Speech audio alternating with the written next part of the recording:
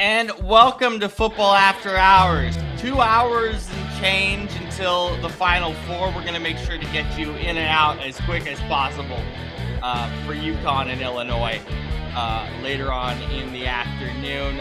Mostly if we're a bit ahead, we'll keep you updated. But thank you for joining us on this Final Four Saturday. Still a football in your life before basketball begins.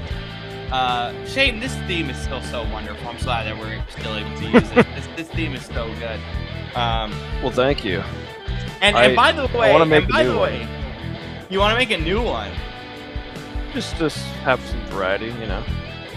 Oh, by the way, I just realized, Kenny's using the exact same theme for his Giants show, and I was like, "This is perfect, man. Let him use it." I did not know that. It's a football show. He can use it. Yeah. I don't care. So I'll write him his own theme. Hey, he couldn't. I just said I didn't realize. Oh, you know what? Yeah, we can make that work. Hey, Nikki, I hope I was watching the Stars game, Nikki, before we got on. It's a great game so far on ABC. Does Shane want a logo for his whiteboard segments? Yes. Talk to him individually about how he wants that to look. That'd be sick. He is in. By the time we get to the show next week, we're gonna have a new logo. By the way, I'm just gonna say that right now. Well, I think it's next week or the week after. But we are here ready to go. We are presented as always by Lion Coffee Company. As you see, it's right here on my wall. Thank you to Patrick for Dallas is a great team. Thank you, Patrick, for sending us everything. I just had the vanilla macadamia before we got on. I am pumped. I'm ready to go. I'm filled with energy. So fire. It's so good. And of course, whether you're studying football like we're about to, looking forward to the NFL draft, baseball's opening week, of course, the Final Four coming up. You always need to pick me up to get you through all these crazy Final Four games. Look out for Lion Coffee Company. Get yours, HawaiiCoffeeCompany.com. We absolutely love it. He's been sending us so much great stuff. Go check it out. They always have promo codes there as well. Our official sponsor here for Football After Hours.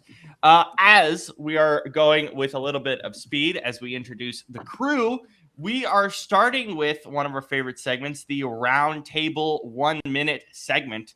And our round table for today will be Kirk Cousins' contract. Now, it's a 1-year deal with a team option, essentially, but it's also a fully 5-year, $170, I believe, $2 million contract, but a lot of that is void years. So quick 1 minute, give me a grade, give me your thoughts on the contract. Actually, no, one sentence. This is going to be a 1-sentence segment. Grade, sentence about the contract. That's all. Shane, go. What's your grade? What's your sentence? If you were to dumb it down to one sentence of your thoughts.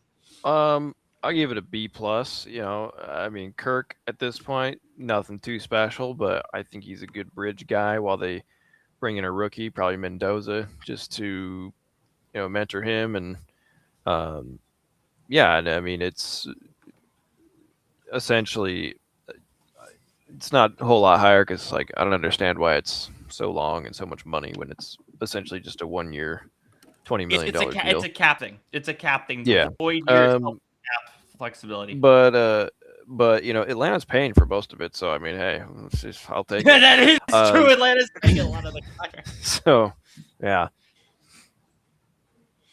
All right, thoughts. Scoop, your grade and your sentence. A-. Excuse me. Depending on where I look, it says 20 million, or I've seen some sources even say as low as 11.3 million guaranteed on this contract. So even if it is 20, though, again, it's hard to find many better bridge quarterbacks right now than Kirk Cousins.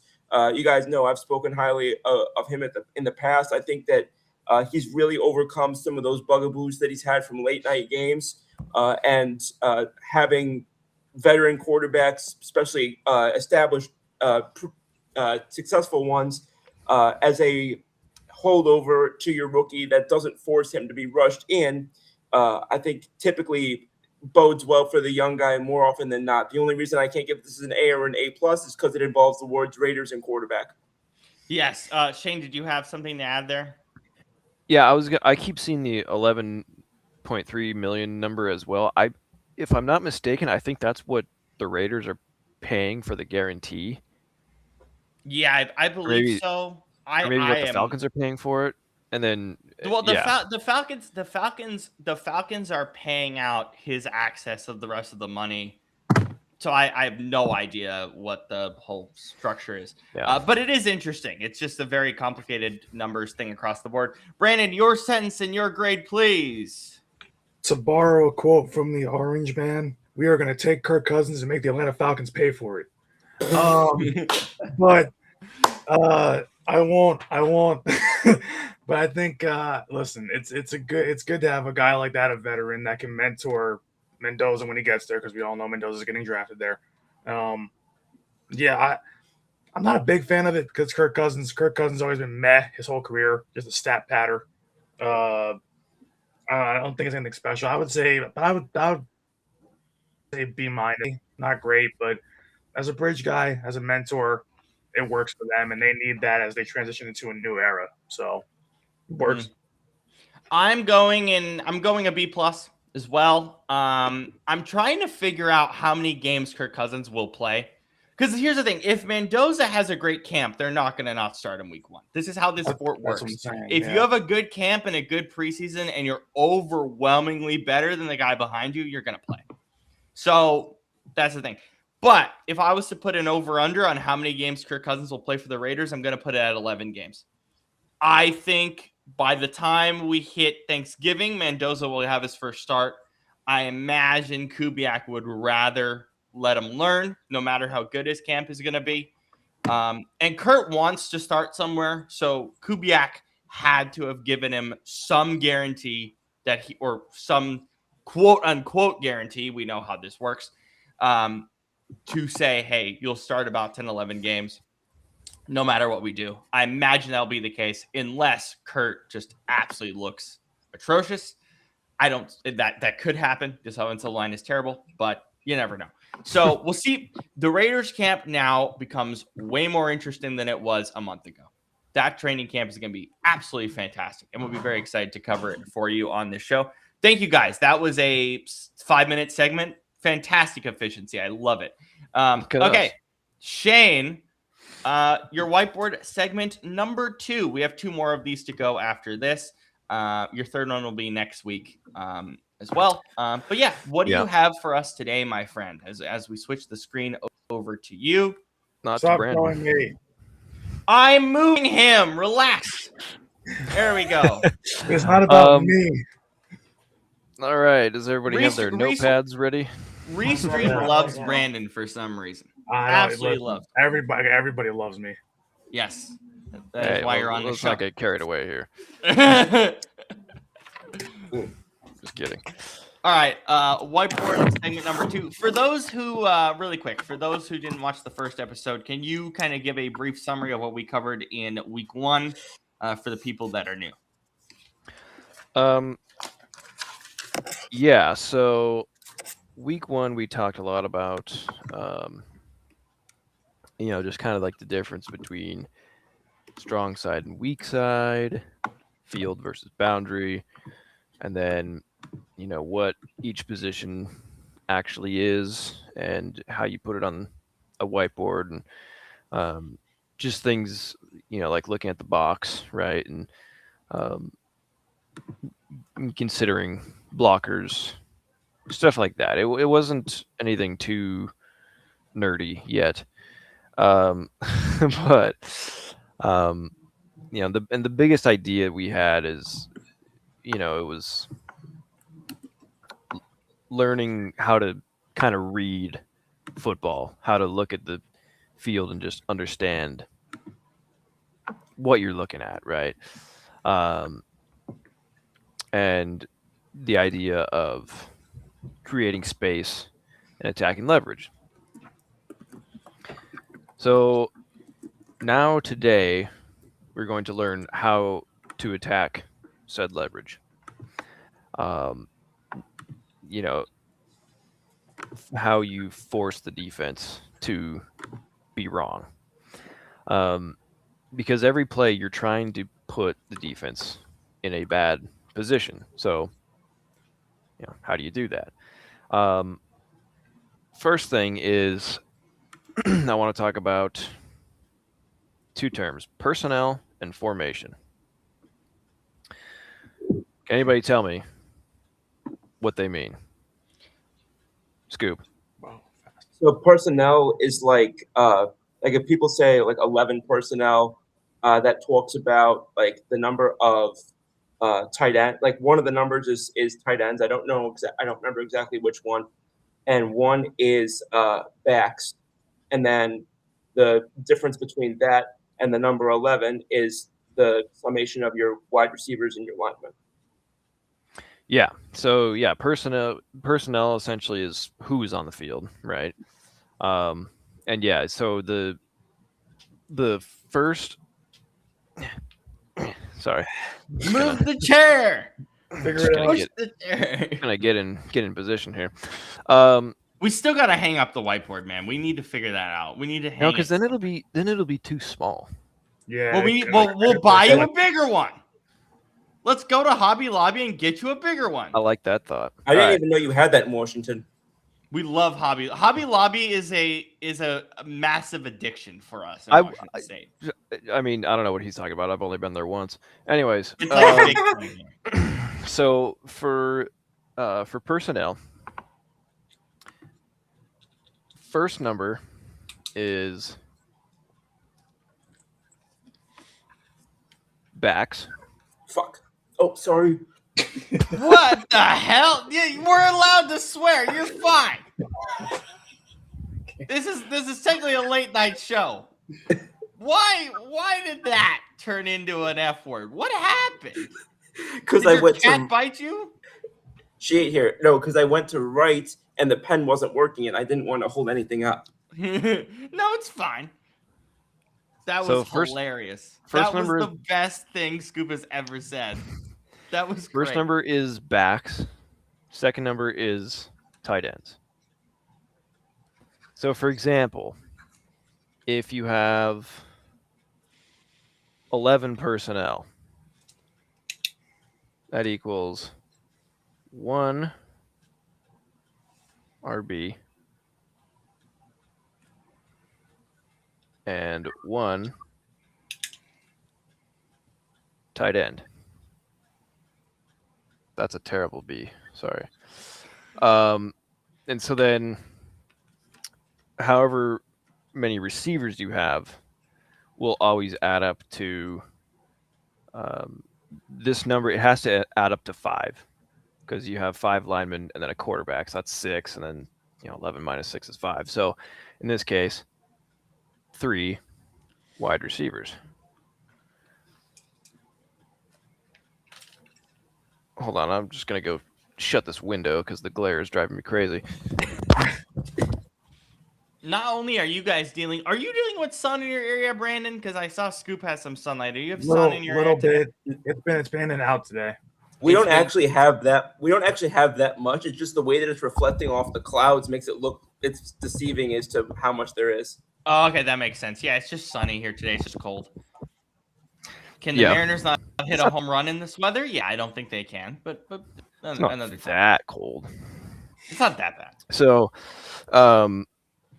so yeah, like 11. That's a common personnel you'll see in today's game, and then that's kind of modern football, so to speak. It's spread out, it's fast, it's pass heavy. Then another common one you'll see is 12 personnel, which is how many running backs and how many tight ends, Robert? I can't do math. Why are you going to the one person that doesn't do math? What do you mean? Just do the numbers. 1 running back, 2 tight ends. Thank you. So that's, that'll give you more size. You'll see that a lot more like in run game, play action. I'm just gonna ask. That's typically more for a run formation, right?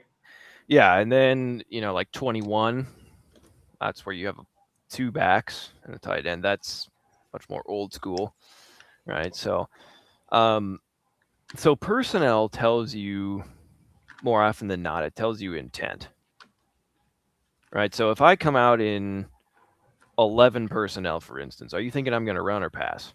Pass. Pass. Right. If I come out in 21, what do you think I'm going to do? Run. There you go. And I wasn't sure with that one, honestly. so that's all right. Is that an Eagles joke? No, he said 21 was old school, and I was like, I don't know. I was born in 2000. Fair play. So good offenses will break those expectations. Great example we talked about a couple times on the show is Sean McVay, who this year played out of 13 personnel a lot. 1 running back, 3 tight ends.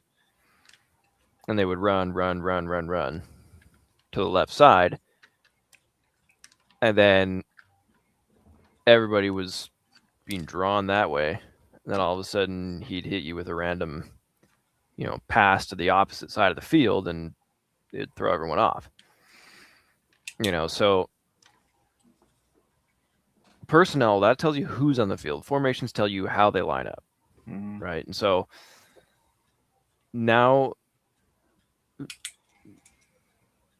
that you know how offenses sometimes present themselves, right? Let's talk about what they actually do. So for running, there are millions of different types of runs you can do. I mean, you guys know all of them from Madden or whatever. But Inside zone, baby. But they all fall. Okay, Kevin. They all fall into 3 main buckets.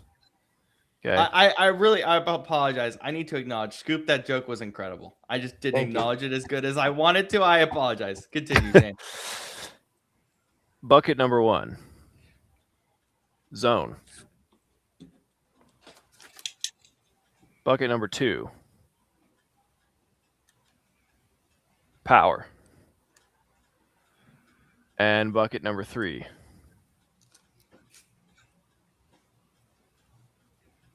counter. Make that look more like a T. Sorry.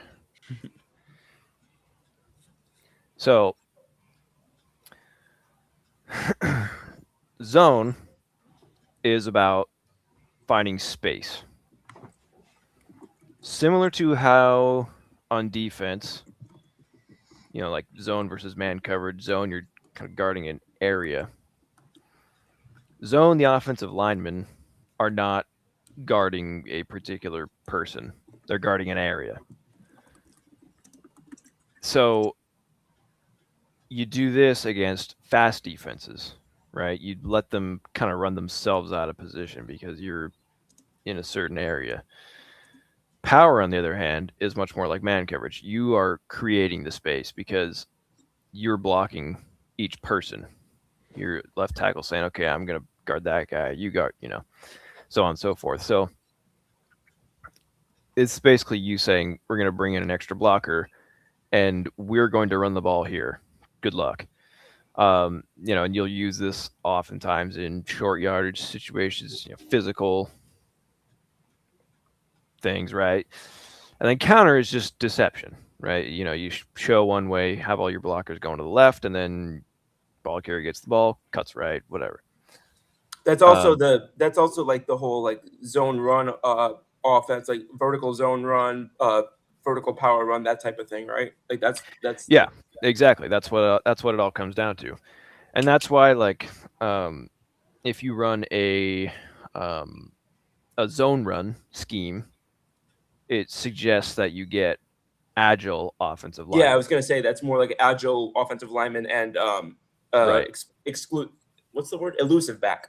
Yes. Yeah. Because you're creating space, or you're finding space. Sorry. Whereas power, you are creating the space. You're dominating, saying no, you're going here. And so, essentially, zone is finding space, power is creating it, and then counter is manipulating it. So, for example,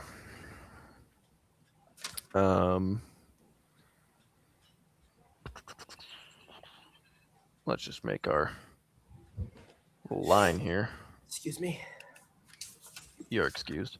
You are good. Um, This really has turned into a classroom environment. It's pretty great. I love it. This is the most notes I've taken since the first year of college.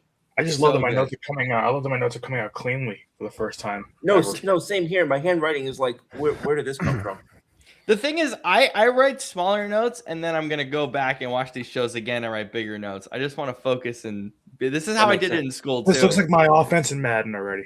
I'm scared. I'm scared this is Shane game planning for week 18. Every time Shane does this segment, it's me game planning for Madden. So like, oh my god, that's a 7, not a T. What I'm doing. There we go. There's the ear, nose, and throat specialist. So yep. Yeah. So like, it's hard to write from this angle. This Anyways. is why we're gonna next week, Shane. We're going to Hobby Lobby, and I'm getting you a bigger whiteboard. Okay, we're fine. doing this. So let's say the offensive line is going to block like this. This is more of a zone look because they're just kind of coming up and saying like, okay, I'm going to guard this area. I'm going to guard, and then we're going to try to make a hole right here. So that would be, say it, everybody. Inside zone. It's an Thank you. inside zone. Yeah. Now, what would make this like a power run is if our left tackle was going right there. Guard was going right there. This guard was, or better yet, center is going there. Guard here. And then, you know, maybe the left guard is going out to like the mic or something. Now it becomes a power because you are purposefully making a path and taking each person, right? And then So that's- occasionally when you have, sorry, I have a question. I Yeah. had a question. I'm sorry. Yeah. And then occasionally when you have a nose, like let's say an Aaron Donald type, that's what he means when he says like they don't give him one-on-ones. It's like they decide to just say like we're gonna put 2 linemen on this guy instead because we think he's a game disruptor that much. Yeah, like a lot of times, like nose here, you know, in today's game, Chris Jones, right? He'll a lot of times get both the left guard and the center on him like that. Yeah. But then that's what allows, you know, like Nick Bolton to make so many Yeah. plays because he's unaccounted Yeah. for, right? Right. Yeah. So then if you're doing this, let's say you're, you know, going to the left here and all that, then halfback gets the ball and cuts this way. Now you're a counter. Right. So that's 3 different ways to run essentially the same concept. You know, and so as far as passing goes, concepts want to attack different kinds of coverage. So so you have basically 4 main types. There's the quick game, right? This is slants, hitches, Drags. flats, drags, yeah. This is best time to do this is when corners are playing off, playing softer coverage. So, you know, let's say, let me move to a different color here just to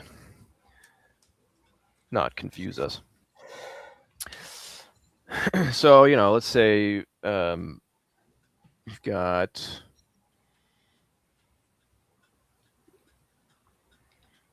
and then So you got your corners, right? So if they're up tight like this, you're thinking they're probably going to press or be in man. So this would not be a time to do quick game because there's going to be a lot of traffic in here. However, if field corner is, let's say, up here, well, that's a great time to run a 6-yard hitch or a like that, or you could do a curl. I'm getting PTSD. You could do a I'm getting slant. PTSD. Brandon, how many? We have 4 of these shows. How many times are you gonna get PTSD? Wait, sorry, I have another question. So Yeah. when I see on like a play art, and it looks very much like that, what you just drew right there, that looks like a tree branch, where like they have 2 possible directions in which they like is that just a judgment call for the runner on that point, like when they get there on the play? It's a judgment Yeah. call for the receiver based on the look they get in the coverage. So based on the feet of that field side corner. Can you pull that up, Shane, really quick? Pull up the whiteboard. What that is, at least how I know it from Madden and seeing it in real life, is the receiver will look at the feet of the field side corner and say, okay, if I get leverage and go to the right side, that means he's moving kind of towards the left with his feet. He's attacking me. It's not that is correct, except you're not looking at the feet. You're looking at the hips. There you go. Better. Shakira, right? This is what you say. I always say Shakira. Hips don't lie. Oh wait, I remember that now. Uh-huh. Can you explain that for our audience? Because that's something we've talked about privately. But the whole Well, if you watch it in a game, you'll see a corner sometimes turned in towards the O line when he's lining up against a receiver. It's like the hips are kind of him and his hips are turned. So it's because when DBs are backpedaling, the biggest indicator of their movement is which direction their hips are going, because you kind of have to be like on a swivel almost, right? And so the first thing that's going to go is your hips. So if field corner if he seems to be backpedaling and his hips are facing this way, then he's going to try to come up this way, right? So in that case, that would be a good time to, fake him out, and then maybe like you're gonna go this way, be deceptive, and then do the hitch the other way, right? So sometimes it works, but a lot of times corners are really smart. They pick up on it, right? What about like those, like when you see like those 10-15 yard comeback routes? Like yeah, that's those are great against like cover 4 or some sort of a deep game, because if you're, let's say you're in quarters, for instance, you're going to be all the way up here, right? So if you get going, quarters is 7 backs, right? No, quarters is when the safeties and the 2 outside corners are playing the deep quarters of the field, defending the deep quarters. So it's not like dime look or nickel look. No. It's although the best way to explain it, Scoop, is that it's purple zone in Madden. Almost everything's purple. Okay. Everything's purple. Yeah. Everything's hook or not hook. Everything's whatever it's called. But it's purple zone. And so this is like a comeback is great in this situation, because you'd be going up this way and he's just going to try to stay on the top. And a lot of times, if you can make it look like you're running your absolute hardest, this is something that DK Metcalf is great at. It's like the one route running thing he's a master at. Where he looks like he's running a go, and then all of a sudden comes right back down, and then gets a first down. So yeah, that's a great time for that. But yeah, when they're deep like this, that's how that's a great time to do quick game. And this is how, like in the later years of the Pete Carroll days, this is how their defense kept getting beat because they were always in cover 3 or 4, and it just left this kind of like intermediate middle of the field wide open. Yeah, it was so annoying. Because Every week I yeah. would talk to Shane and I'd be like, "Oh my god, they're doing it again. Again." Yeah. It was so annoying. We lost our crap for months for most of those seasons. Yeah. And so so that's one thing that we have. So for, quick game. Then there's kind of like what I would call short game. Like it's a little longer, but it's kind of, you're not just like trying to throw it instantly, right? And so this is great for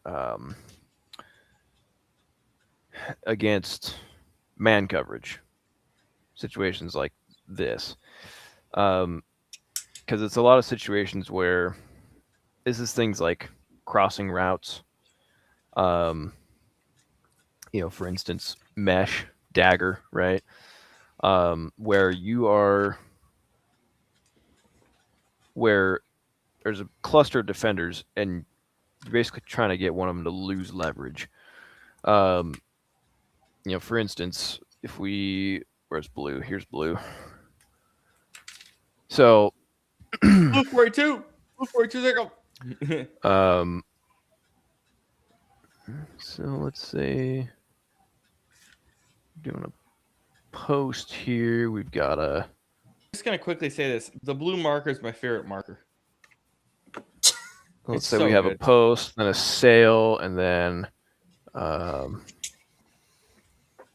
in, and then a dig. So this, if you're in man coverage, this is causing a ton of traffic in this area. And somebody will get mixed up, and either Y will be open or F will be open, most likely. Okay? Because you're going to see these two receivers who look like they're kind of going deep. So they'll bring a couple guys up, but then they'll just forget about this guy underneath or this guy underneath, depending on how they're playing coverage. May I ask a question? Of course. So part of this with the let's focus on the X receiver for a moment in this look. The X receiver will not only take that corner that's next to him, but also that safety over top is going to be so scared about that or the F even, correct? Yeah. Let's see, because I know it's simple, but I figured I just ask just in case I'm missing anything. So, yeah, I mean, a lot of times it'll depend on the coverage. So, they're playing tight here. So let's just assume they're in cover 2. Okay. Now, so in that case, these guys are going to be kind of playing the deep parts of the field. You're going to have man on, man on, man on. So, usually you're going to have a Mike there. Will probably like here in that situation, right? So basically what's going to happen there is if they're in cover 2, these two guys are going to go with X and F, right? And then that's just going to leave a wide open space right here for a tight end. Whereas if they're in let's say they're in cover 3, I guess. And so let's say he's sitting up here. Then that's when F will be open, because Will in a cover 3 might be here, he might be on this side, they might balance it out, right? And so they'll likely forget about this space right here, because the safeties are going to be too busy seeing this guy come running up that way, and then he just gets kind of lost. So that's the idea of creating space, right? Just based off of who's going which direction, and then leverage. This is great, especially on like 3rd and short, because typically defenses are going to be, they're not going to be in zone looks, and so that's like prime time to throw to a tight end or just a short route. So that's like short-ish. And there's medium. Again, and this is when you start getting into situations like flood. You know how I love flood. Oh, yeah. And so, I've beaten the crap out of all you with that. yes. Yes. Thanks for the reminder. And you know the reason the reason flood, I need a new wipe. So the reason flood works so well is because you're attacking 3 different levels of the same side of the field, right? So hold on, just get that going. Okay. So what you want to do in medium passing situations is this is when you want to stretch the field vertically. So this is, and what I mean by that is you want to have a good short route, a good medium, and a good deep, right?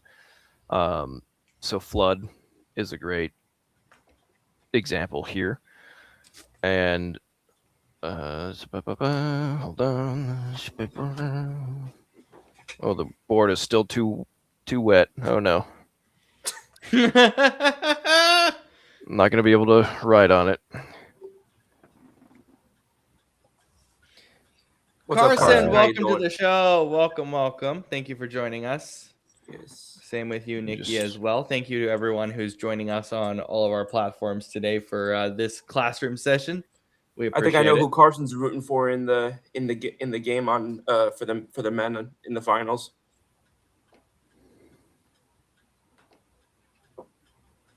He hates the Wolverines for any context. Thank you for joining us before the Final Four. We appreciate it. So, so like for instance,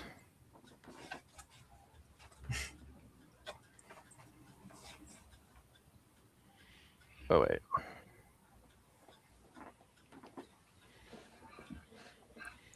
At some point, I do have a question about the 3 levels of routes, but I'll wait. go ahead. No, this would be a perfect time. Please scoop. Okay, so there's one play I can't for the life of me remember what it's called, but there's one play that kind of like I'm gonna try and do it with my fingers. There's a route that goes like that. I know it's a play action play. It's this, that, and then that. They're kind of like Play. stacked. It's a play action crosser. Yeah. Yeah, I was just gonna say that. Would this be an example of a time to use that, or because it's play action, would that be different? Yeah, no, that's accurate. And so the reason you want to do this in zone situations is because, so let's say they come out in a balanced look. If they, in theory, will have 2 DBs on this side, and there's going to be 3 receivers over there. So right away you have a mismatch. because you have one more receiver than they have bodies to defend them. If you're in man, however, this wouldn't work as well because it's just going to be a lot of traffic and it's going to be all congested over here. So, flood is a great example for this. Another one would be crossers. Yeah. Let's see. Another one would be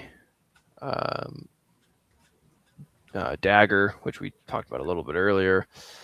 There's a bunch. And so this is, Robert.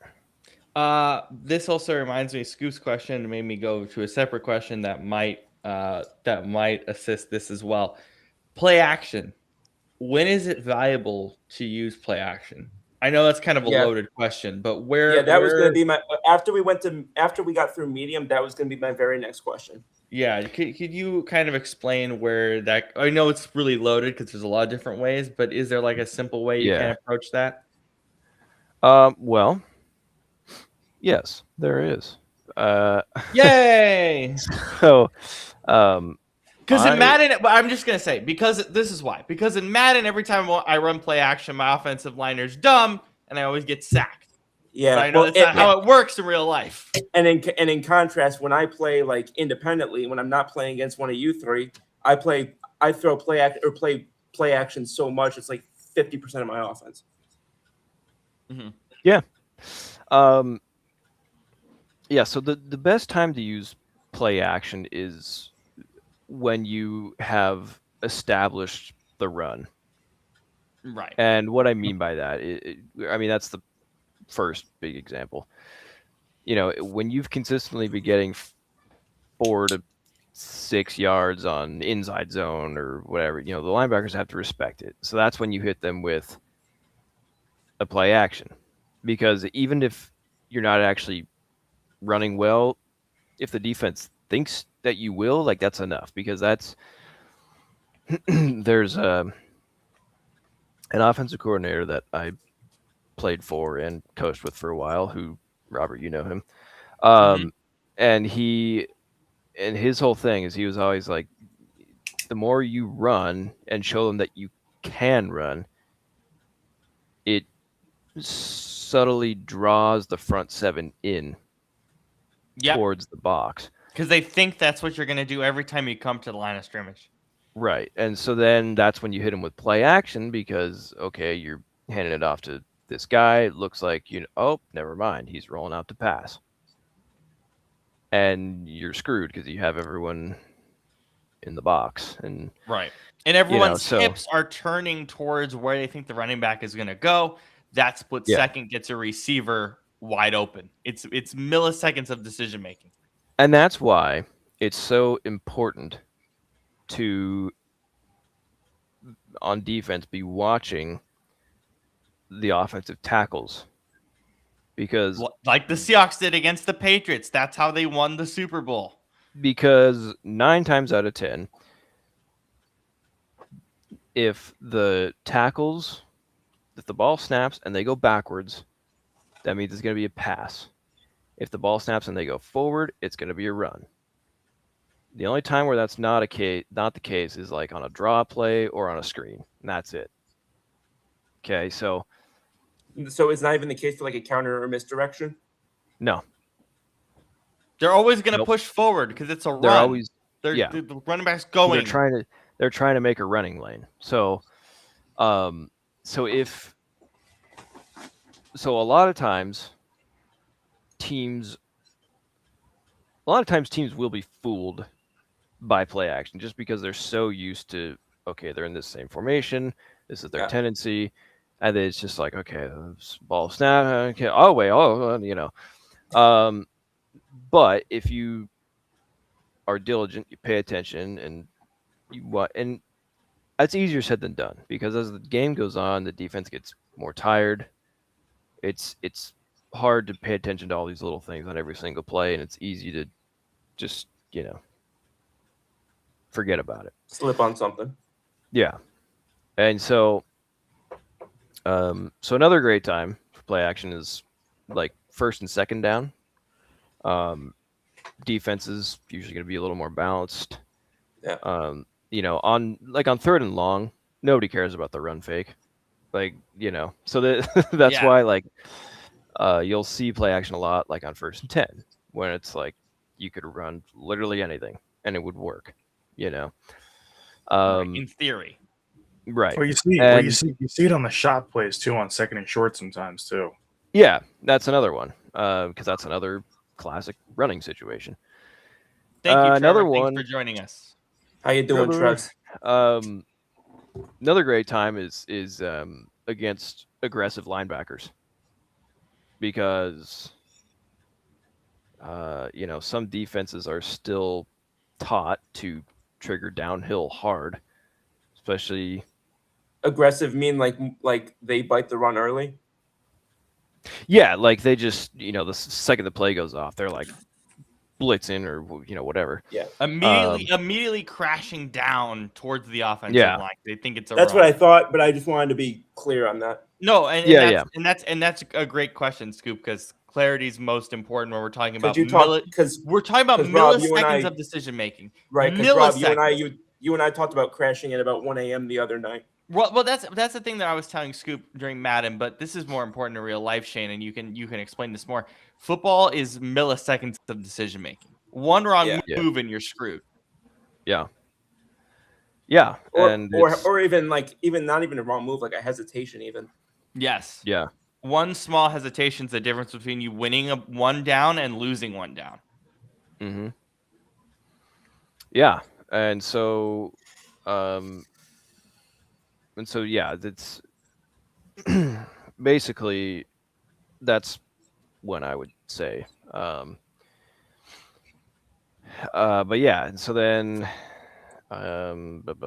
for deep passing, this is typically like cover 2 or even cover 0. When like if corners are impressed, so if they're up close to your receivers, that's the time you want to do it. So it's basically like 2 high looks.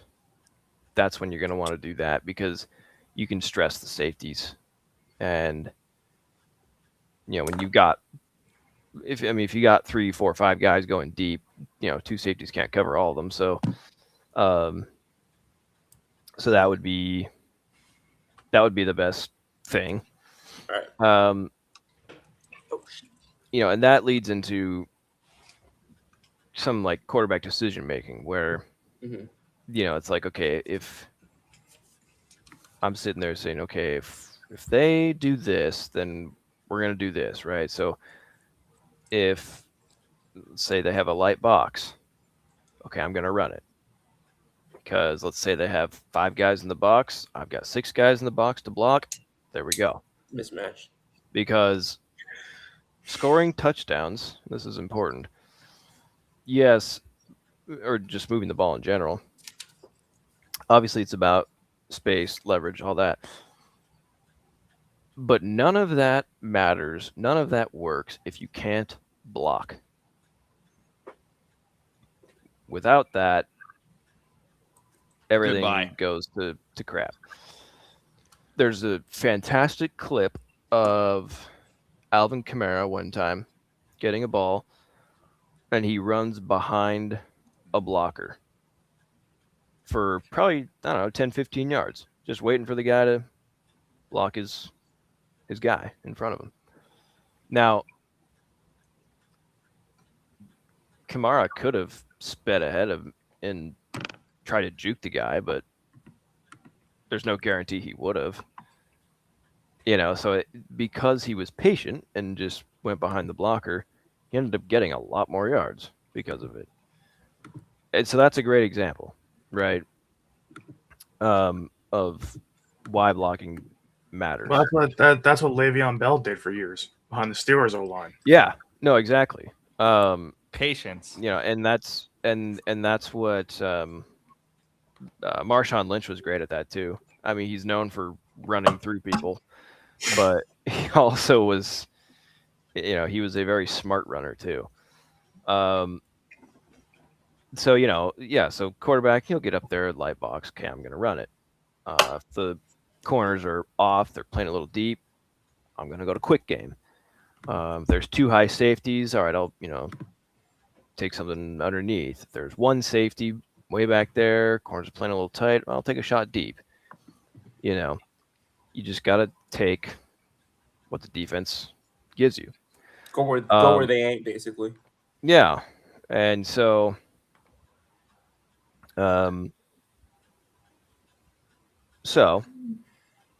here we go. I'm gonna hold on. Now, this is where we make it interactive. So, we've got our we've got. So I'm going to be the defensive coordinator. You guys are going to be the offensive coordinators. All right.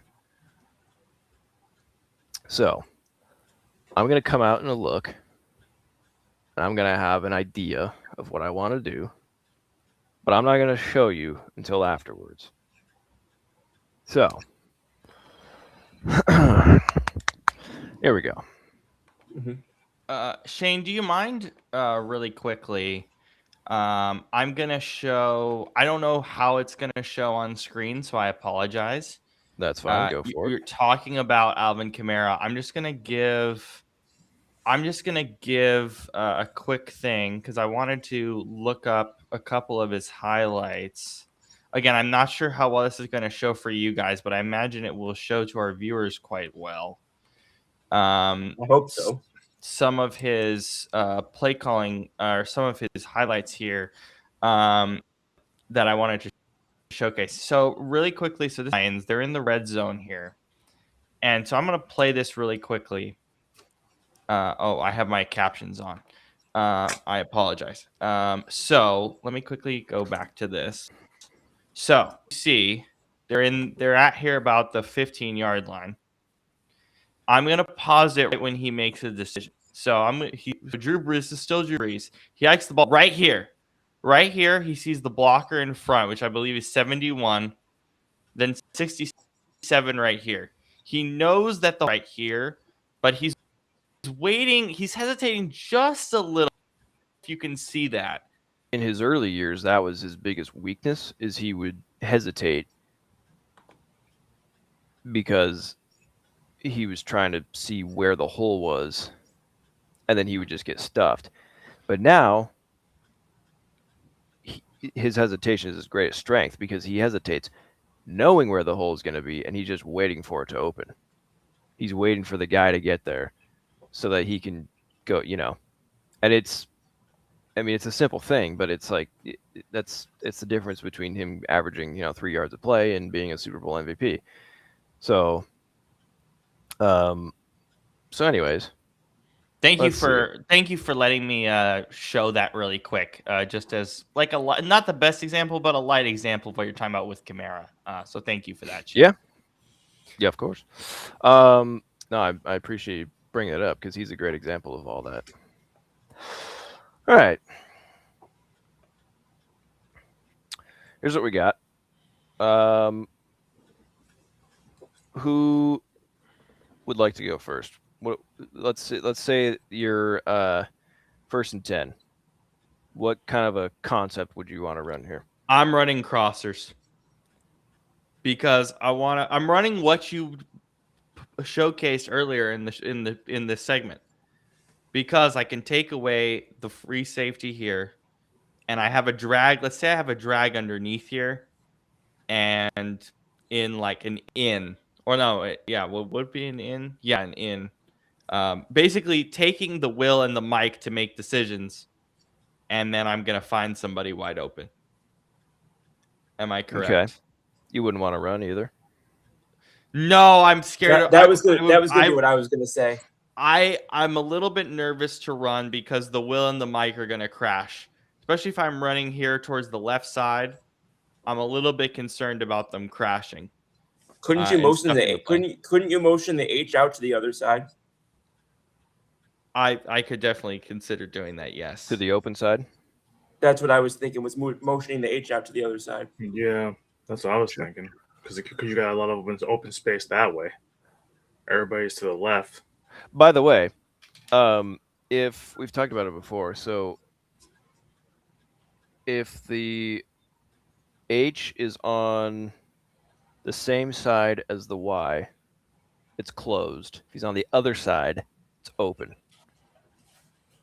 Just an important tidbit there, because if your formation is, let's say this would be gun doubles right, because the tight end is on the right side, open. There you go. Yeah, that's. Anyways, so where's red? Here's red. So crossers, we're gonna be. Excuse me. Again, I'm happy to be wrong. This is the idea of this. No, you are good. Just as soon as I saw 6 in the box, I wanted to ask about a run. This comes from me playing Madden. This is something that I was telling Scoop is something like that. Right. But this is what I was telling Scoop when we were playing Madden is a lot of the times what I'm doing when I'm playing Madden is I'm watching the mic always, but I'm also watching who are you usering and what decisions are you making when you're usering. So, for example, in this section, Scoop would user the will here, and I would watch how he's moving. Is he crashing or is he pulling back? And pulling back, if I that's what I was telling Scoop is, and he improved on this a lot in the games since we played. Where I was telling him, like, dude, what he's doing is you're on the will linebacker in this set, and you're stepping back 2 steps instead of crashing. Those 2 steps are the reason I'm gaining 5-6 yards instead of me losing 1. Yeah, literally just an accidental movement of my finger, which is why I don't even keep my finger on that button anymore. Actually, I'm gonna do something a little different here. I'm gonna put the. These concepts look right there. Madden is not a great showcase of football, but it does help. Because in Madden you can run a bunch of different things to beat it, because the game will just give you it. Yeah, the game will just give you stuff. There's a lot of scripting, but in real life it's very different. But the rules still apply as long as you know the rules. This is implying the offensive line does their jobs, which we know in Madden is more rare than a unicorn with 3 hairs. Exactly. So based off this look, judging by the corners and the safeties, what coverage do you think they will be in here? Man or zone? I was thinking cover 2 man. Yeah, that probably would be that's a great thought, Scoop. That's an excellent thought because our corners are pressed. Right, because the corners are pressed and there's 2 guys up at top. Yeah. It's definitely, it's not zone when you have all those guys up like that. So most likely not. Nope. So let's say let's say this is cover 2 man. Who's our first read gonna be? Your 2 reads that I'm looking at most here is the first read. First read. Honestly, I'm looking at would it be the boundary corner? I mean the Z. Excuse me. The Z. Excuse me. Scoop says Z. What do you guys think? I want the F because I see that open space right here, and I'm going to see if the safety crashes down. Safety crashes down, and my X makes a move and is able to beat the field side corner. He's going to be open. Brandon. See, I'm thinking about Madden. And Madden, I don't trust anything. Yeah, you and me both. No, we're not talking about Madden. We're talking about real life here. What is it's like for me, you know, I like to attack with my tight end, but at the same time, the tight end's has basically 4 guys in that area, so I wouldn't even look at the tight end. Can I say something? The F here? looks like he'd end up being double teamed. Can I say something here, Shane? Can I add something? Go ahead, Robert. So you and I have had extended conversations, and I think this is a great example. So I want you to talk about this because I love this conversation.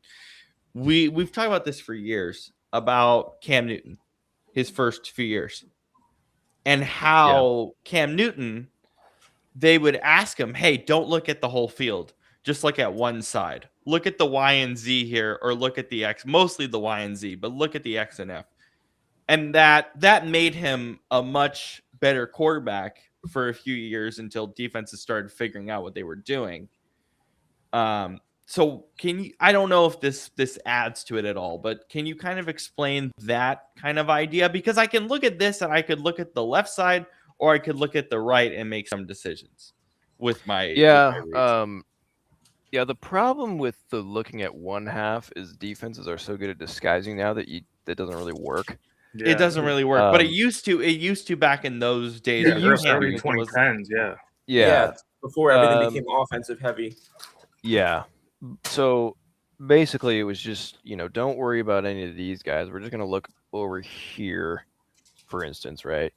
And so we just got to worry about 1, 2, 3 guys.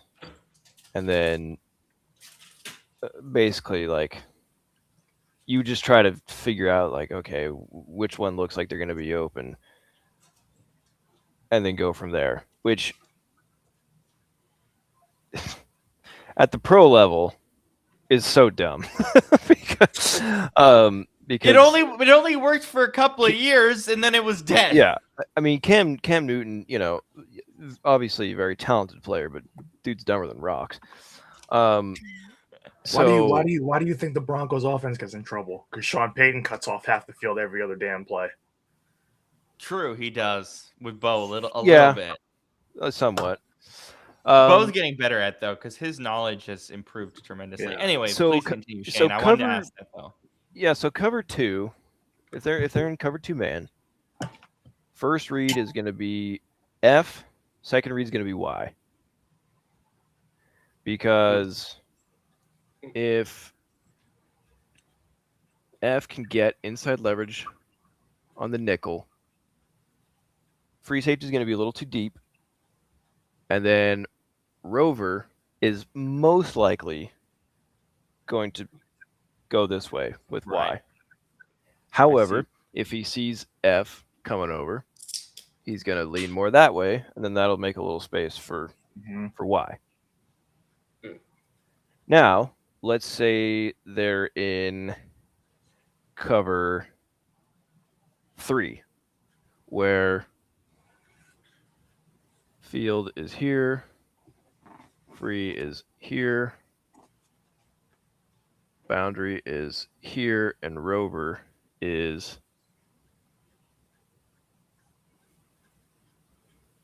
now. What do we think? Honestly, I want a halfback in a flat in this situation. If the halfback is moving somewhere, if they're playing, that is a good thought. If they're playing that far back, would you go for something quick like a slant pattern? Slant. Think about. Wait. Think about this, Scoop. Let's say I'm putting the F on a slant here. Well, guess what? The Rovers got that covered. Even if I put the Y, the Rovers got that covered. Or the Mike. I'm just looking at how far back the 2 edge corners are. But again, Scoop. Oh, so they're not starting there. They're just dropping pre-snap. They're still up here. Oh, my bad. Listen, Scoop. I'm sorry to interrupt Shane's thing. Scoop, this is why I tell you when you play Madden, yeah, you need to look at the corners, but you need to look at what the linebackers are doing. The linebackers are your biggest tell. Mm-hmm. Yeah, you look at the linebackers first and then go outside. Because if I'm running on the F, right?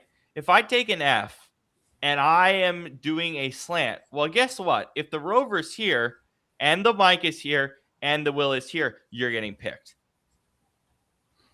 Because you're not accounting for the middle of the field.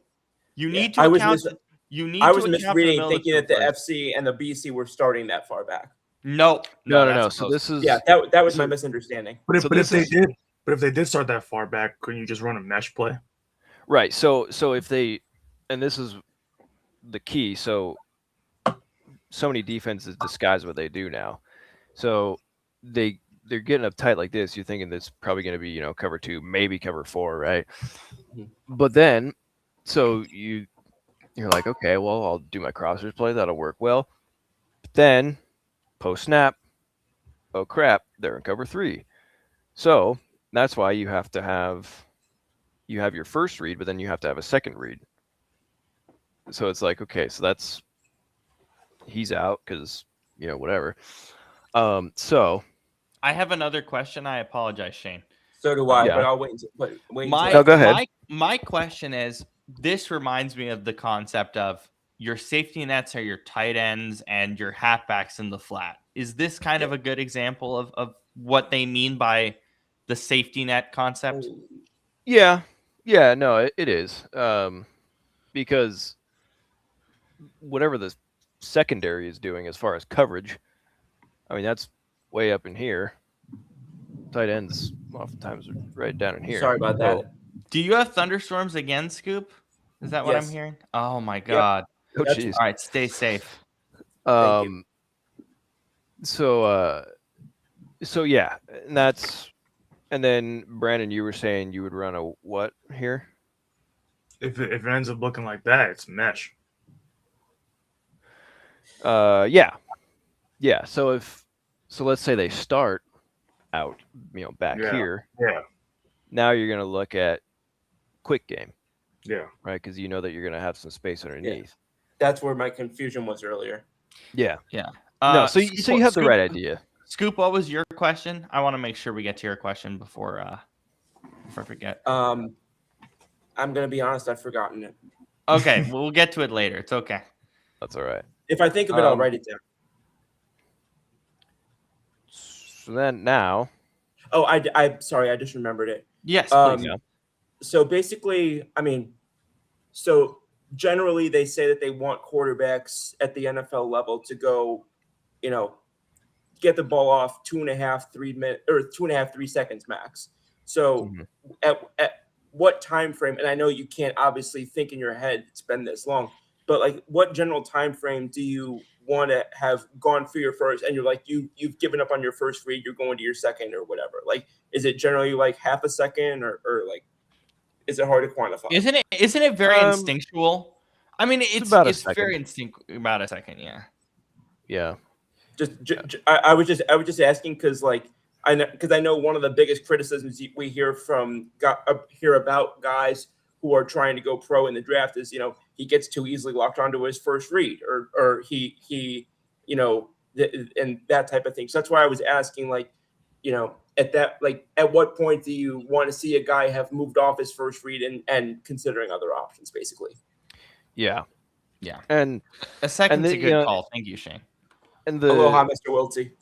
and the Patrick, disguising Patrick, here you go, buddy. There you go. There we go.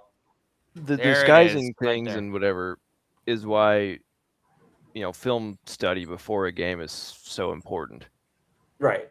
because you can look at it. It's like, okay, I went to a clinic a couple months ago. I won't say who ran it because I don't think I'm supposed to. No, you're not. You're not supposed to at all. No, you are not. I mean, it wasn't like top secret information, but it just anyway. It's important to not divulge that. So yeah. Yeah, no. But he was showing us tape from the Seahawks Super Bowl, and he was saying it's like, he was like, yeah, the Seahawks noticed that, whatever percentage of the time when New England was in when they were in a strong side, closed shotgun set, they would run, the F would run a slant, and then that's when they would do all their cat blitzes from the when they would have the nickel corner blitz, because they knew that they would be able to get a linebacker in coverage on that receiver. I don't know And much so about just- this kid, Kenny. I need to look him up. Thank you for always letting me look these guys up. Jody with the Hertz question. Sorry, guys. Jody with good content. All right, please continue on, Shane. What does Hutz do well? Hertz. It's Hutz. Oh, Hertz. He does a lot well. So, anyways, so now, let's say,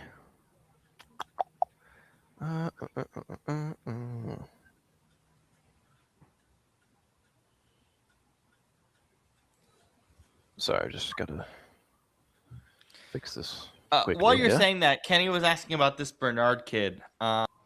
He is very interesting. He's a Nigerian prospect in the International Pathway Program. Who's going into the draft. I've never heard of him, to be honest. No, I have not. He's getting some hype though. HBCU showcase guy. A defensive tackle. He says he's a day 3 projection. Excuse me. Yeah, 6'5", 310, 6% body fat. Very much like a Victor Wembanyama type. Kind of guy. Oh wow, he got a 10.0 perfect RAS. That's amazing. He's got a 10-10 vert. Very interesting for a day 3 guy. Yeah, I am looking him up right now. Very interesting for a day 3 prospect. I imagine he'll be a late day 2 if the hype continues. But thank you for mentioning that, Kenny. Shane, please. Yeah, thank you, Kenny. So in this situation, where would you guys want to put quarterback, running back, and slot receiver? Or F. It could be a fullback, could be a second tight end, whatever you want. And what play would you want to run?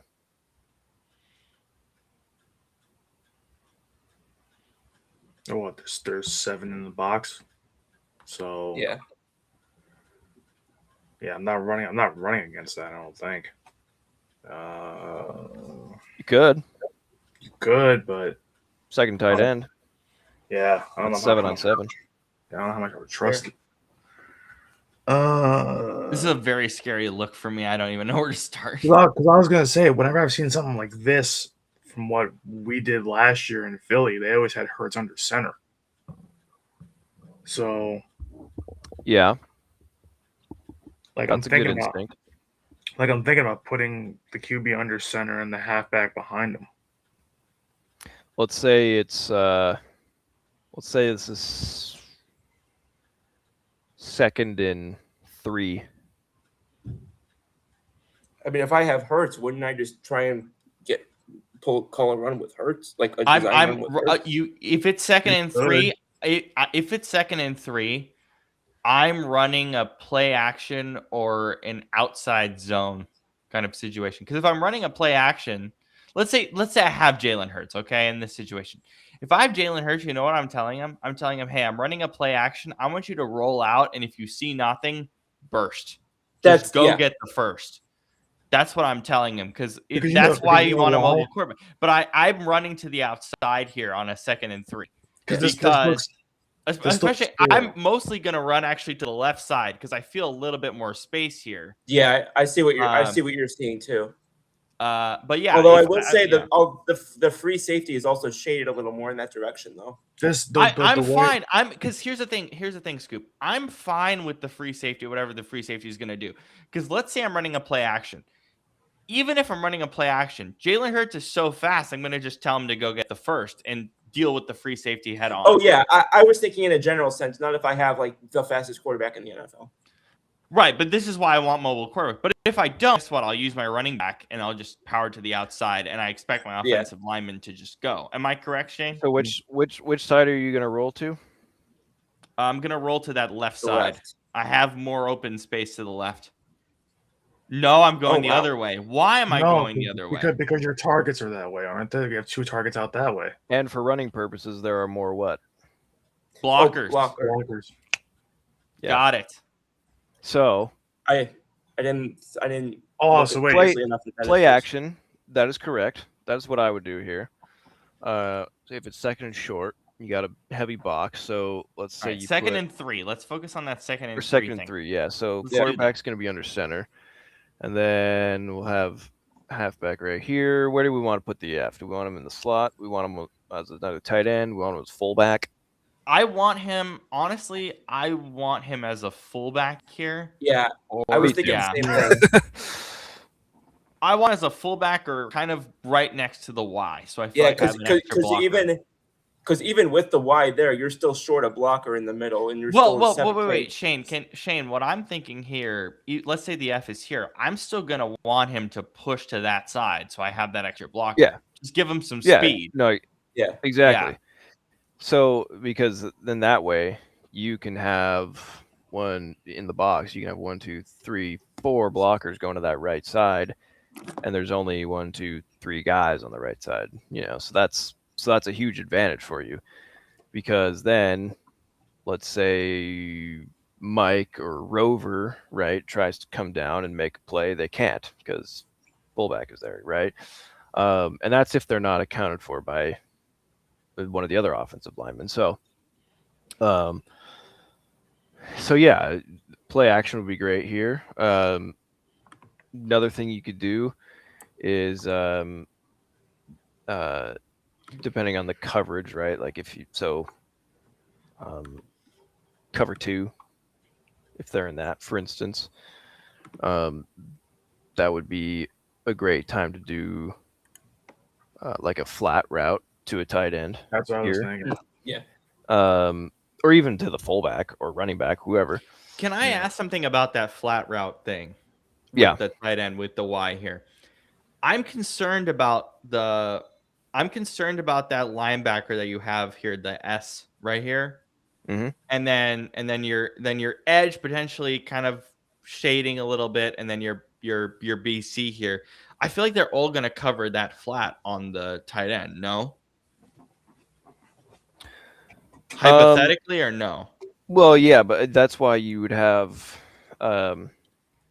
yeah. So the Sam would be on that, but Sam. I was thinking like stud, but no, it's Sam. Okay, well, Yeah. whatever. I got you.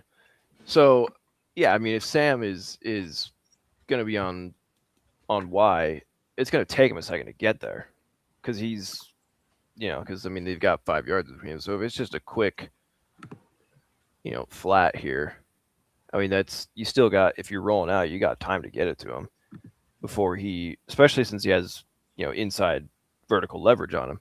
Yeah. But yeah, I mean, this would not be the best time to go for like a corner route, for instance, where you're coming all the way up and doing that, because, well, I'm sorry. I know we've gone over this like 17 times. Can you remind me which receiver is the Z typically representing? The like Z? Yeah. Is like a speed guy or? Yeah. Yeah. I'm speed, deep threat. Speed, deep threat, yeah. Okay, Yeah. I couldn't remember if it was like the one-on-one guy or the that. Yeah, the X is the like the contested catch, tactical route runner type of guy. Okay, got it. Yeah. That's what I was trying to say. They basically scoop Devontae Smith is our Z and AJ's our X. Yeah. Okay, so the X is the one most that doesn't cases. finish his routes. The X, that's why we had problems with him last year, because the X needs to finish the route in order to make catches. Yeah. Anyway, sorry, I just had to get that in there. No, you're fine. That's good. All right, so now let's say, and this will be our last one. I'm enjoying this. Also, do you guys want to go over a route tree? Please. Yes, please. I was gonna. That was gonna be my next question. Okay. And can we email that to AJ Brown? Yes. Send him an email. By the way, that reminds me. A copy of the book he apparently hasn't read. That reminds me. If any of you who are listening would like to sponsor the show in any way or reach out to us in any way, it's all one thing. Football After Hours NFL at gmail.com. Please reach out to us if you want to do any sponsorships of any kind.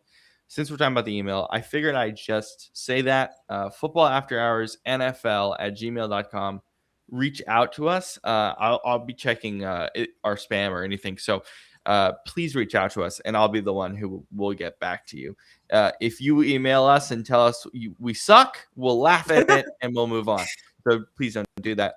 But yeah, if you have any interest in helping in any way with the show, Football After Hours NFL@gmail.com. Figured I'd just let it go. It's also available on our YouTube page, on our Football After Hours YouTube page. It's right there, all the internal contact information. So figured I'd just let you all know that as well.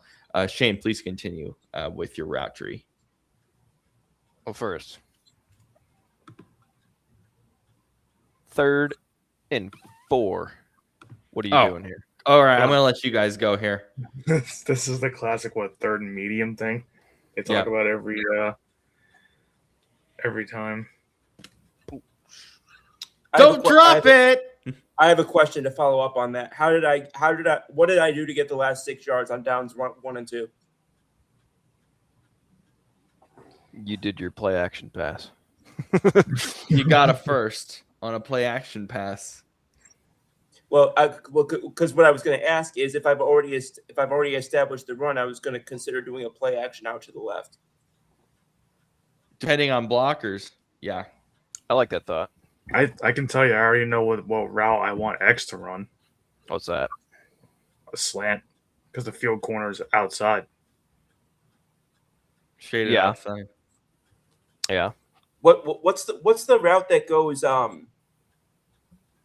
it's like are you talking about a comeback? It goes no. It goes out and then like directly to the right. That's an out route, man. That's a deep out. No, not out. No, wait. That'd be an in, deep in. Or in deep in, my or bad. Dig. I was confused. Yeah, dig. In route. In route.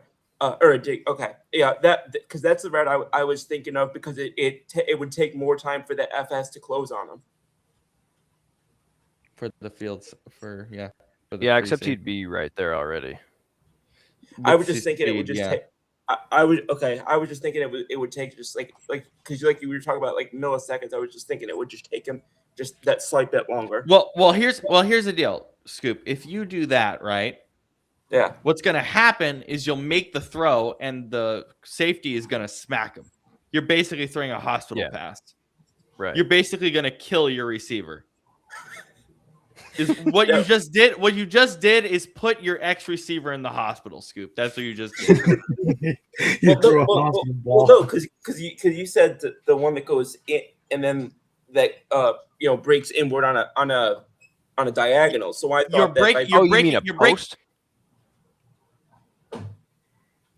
Do you mean a post, or do you mean Scoop? Look, like Kenny thinks Scoop can learn Chinese better than this. I don't think so. I don't think so. I think Scoop's just trying to learn it. Well, it's also hard because I'm doing this with my hands, and that kind of hard to explain what I'm talking about. Yeah. Yeah. No, I mean, either way, free safety's probably going to be there. Okay. Yeah, he's gonna be over top, or you put your receiver in the hospital. That's what you just did.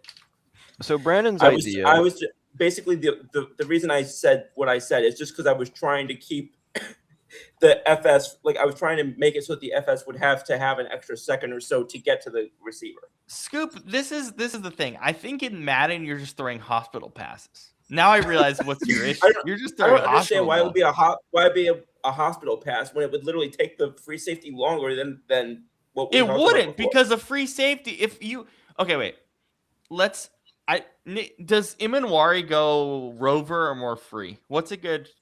Okay, rover. Rover. Okay, let's say Cam Chancellor is there, right? At the nothing.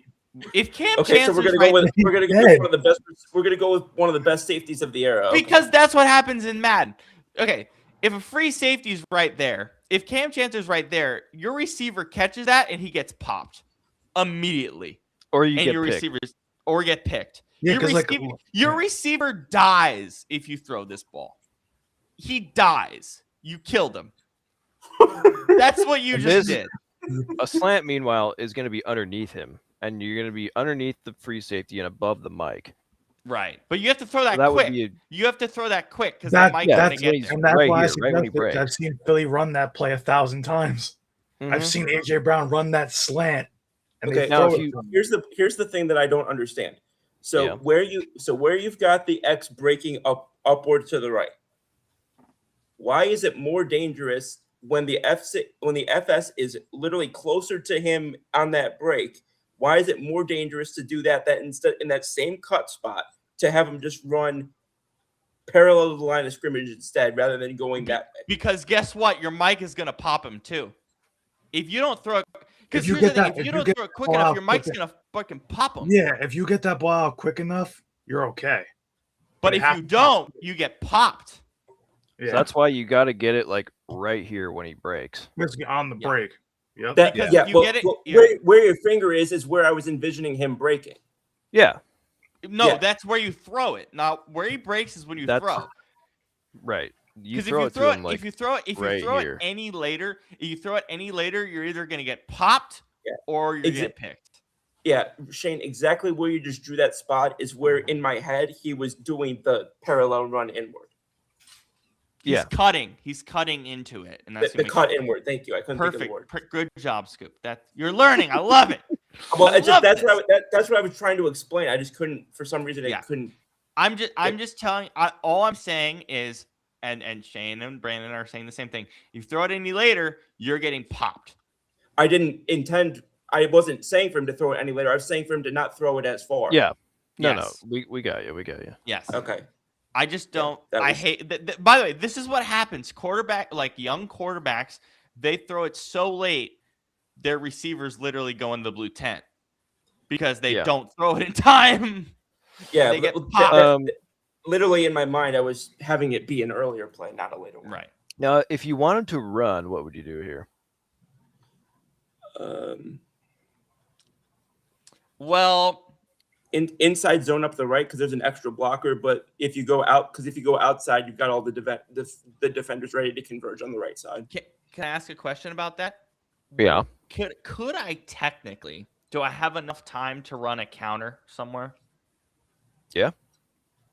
Because I'm shifting my lineman to a certain side. Yeah. Technically, Well, This is- look at the box. even though it Oh, takes sorry. a little extra time. How many? Yeah. Well, how many defenders are in the box? 6. 6. How many blockers are in the box? 6. Wait. Oh, with the fullback it's 7. Fullback The counts. fullback at 7. Yes. So that's a favorable Yeah. run situation, Mm-hmm. right? So in that case, we've got 1, 2, 3 on the right side. 1, 2, 3. Then on the left side, 1, 2, 1, 2. So you're kind of even on both sides. So the direction really is going to come down to just which way the fullback is going to go. So Could you do a fullback run?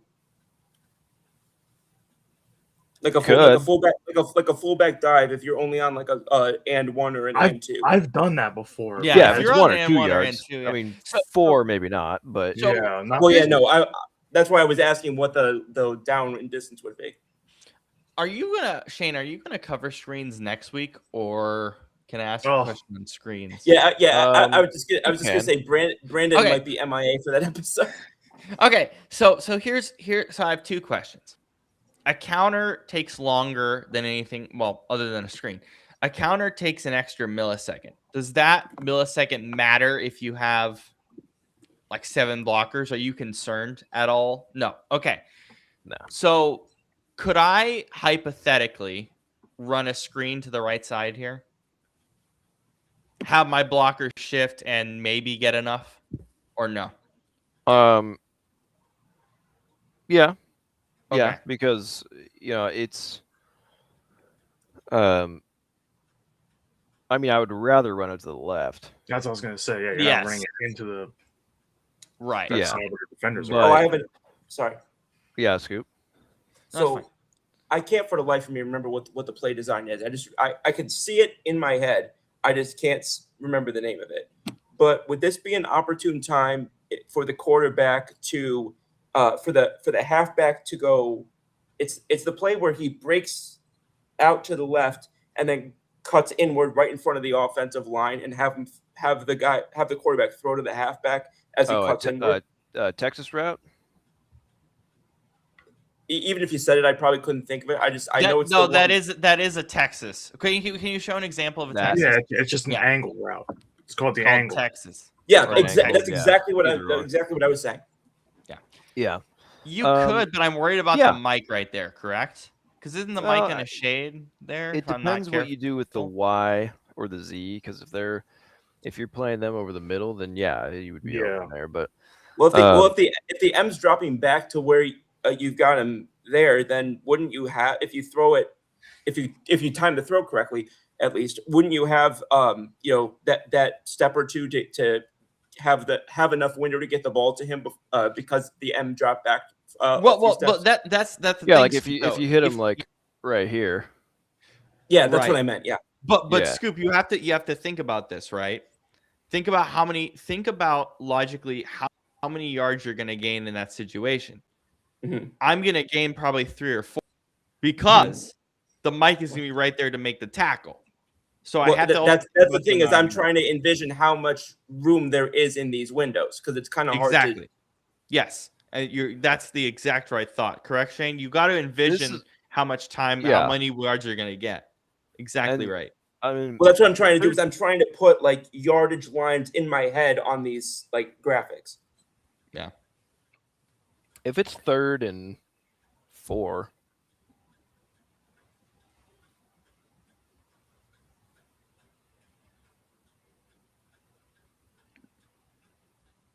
That's what I was thinking. Exactly. Halfback stretch, baby. The stretch. It's I completely forgot the name of that play. I mean, you just get the That's the one with the white line on the inside and the red on the outside, right? Yep. Yeah. Yeah. Get the fullback out here.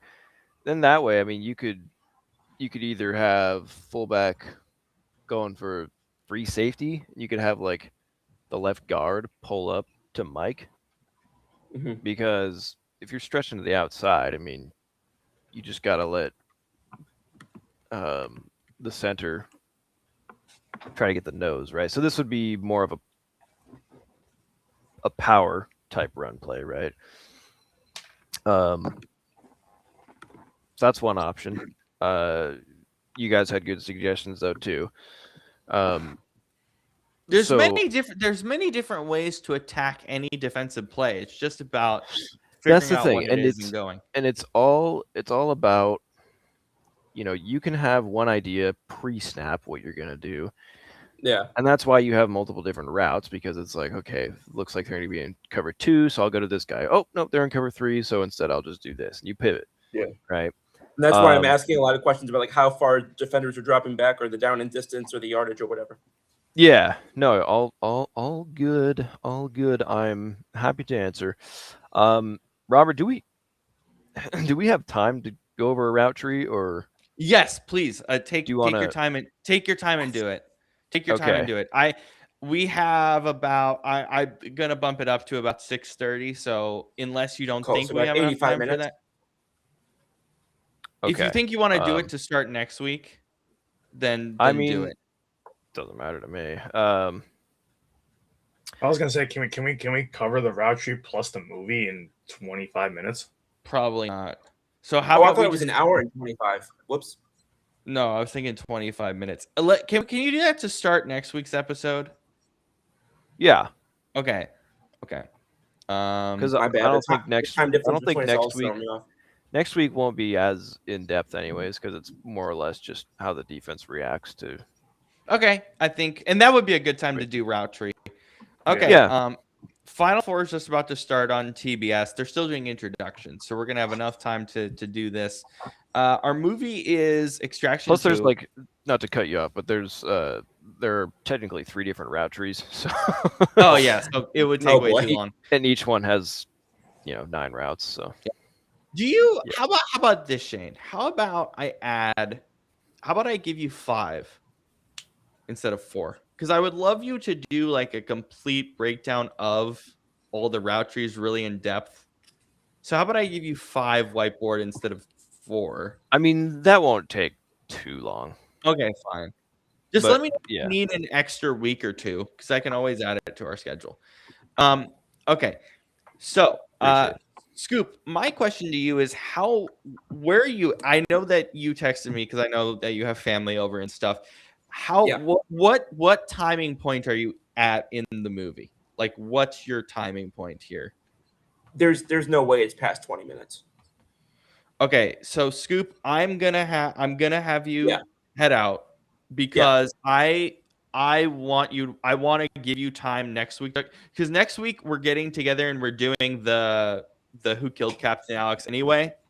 So Yeah. we're gonna do that separately, and we're doing that next week. So you're gonna have time on Saturday of next week to talk about Extraction 2. You're gonna Yeah, have plenty of time. that sounds great. So Yeah. you're gonna have plenty of time. So Scoop, I'm gonna bid you Yeah. adieu. Enjoy Yeah. the game. You will Thank have you. plenty of time next week. You will have the Yeah. floor next week. So Yeah, I don't look worry forward about it. to it. I will. Yeah, Don't and watch plus- the segment back. I want you to watch the movie No. in full. No, of course. And then because that I think is going to be better quality than just talking about a truncated. Yeah. Yeah. So because what I want to talk about is post the 20 minutes. So yeah. And plus, you also said that the 2 is like you said you like this movie more than the first one, so I want to give it that respect as well. So again, we are doing Who Killed Captain Alex because Scoop hasn't seen it yet, and we're gonna find a way to like effectively do that. I mean, me not having seen it yet is not a very rare occurrence. Yeah, it's just a great film. So Scoop, thank you for your time. Thank you for your questions. Thank you for being here. And we'll bid you adieu. And you will talk about Extraction 2 next week. I'll literally give you like as much time as you need next week to talk about it. So you're totally fine. Sounds good. Thank you all again for your weekend. Great show. And Shane, thank you in particular for a lot of great insight today. I filled a lot of paper with your, the stuff you've been helping us with. So thank you very much. I hope I'm making sense. Yes, you are. You are 100%. You Very are much 100%. So. And to those who observe, have a blessed Easter. Yes, and same to everyone as well. This is also why we recorded today. I wanted to make sure that everyone had Sunday off to celebrate Easter for those who observe. All right, Scoop, thank you for joining us, brother. We love having you on. Have a great and weekend. Have a great rest of your weekend. And with that, Jesus, Scoop ruined my editing now. I have to edit this differently now. Oh my God, man. It's not that bad. No, it's not. No, we'll just splice it. It's fine. We'll splice it. It's fine. Tom Brady, another great example of a guy who has always thought about these things that Shane is teaching us. But oh my God, Scoop, I literally just ruined my editing. Now this is going to take another hour to get done. Oh my God. Okay. Anyway. Wait. Look at how he messed up when there's a leave button all the way to the right side, nowhere near where he could end the He literally just messed up my editing. Now it's going to take another hour to get this out. God, man. Okay, it's fine. It's not that. Dude, it takes an hour because I have to splice. Okay, whatever. It's fine. How would that take an hour? That would take me 5 minutes with my editing. Okay, then I'm going to have you do this because I can't do Okay. You just put it. No, you just take both the files, put them together on the editor, and you're done. Listen, I have an editor that when I do that, it takes the audio out completely. Oh, that's why. That's why. It's really weird. Okay. Well, I'll just do it then. Yeah, I'll have you do it. Because my God. I'll have you do it for one of Scoop's old shows too, because I need help with that. Why did this happen? How does he do this? I'm so confused. How? I don't even see where end stream is. It's all the way to the right. Well, no, you're no. It's like all the way to the right here. Yeah, it's like there's on my screen, leave is all the way to the right, top right, and like to end it, you either X out of the damn browser itself, or like there's literally ways to do this without having to end the stream. I don't know what the hell you did. Unbelievable. Anyway, it's fine anyway, because you know what? I love giving the movies kind of its own due. So I might just leave it as like a separate thing because it honestly is great to do the movies separate. So it ended up doing okay. All right. So Extraction 2. So again, this is one of my favorite series ever. The third one is filming in June, beginning in Sydney in June.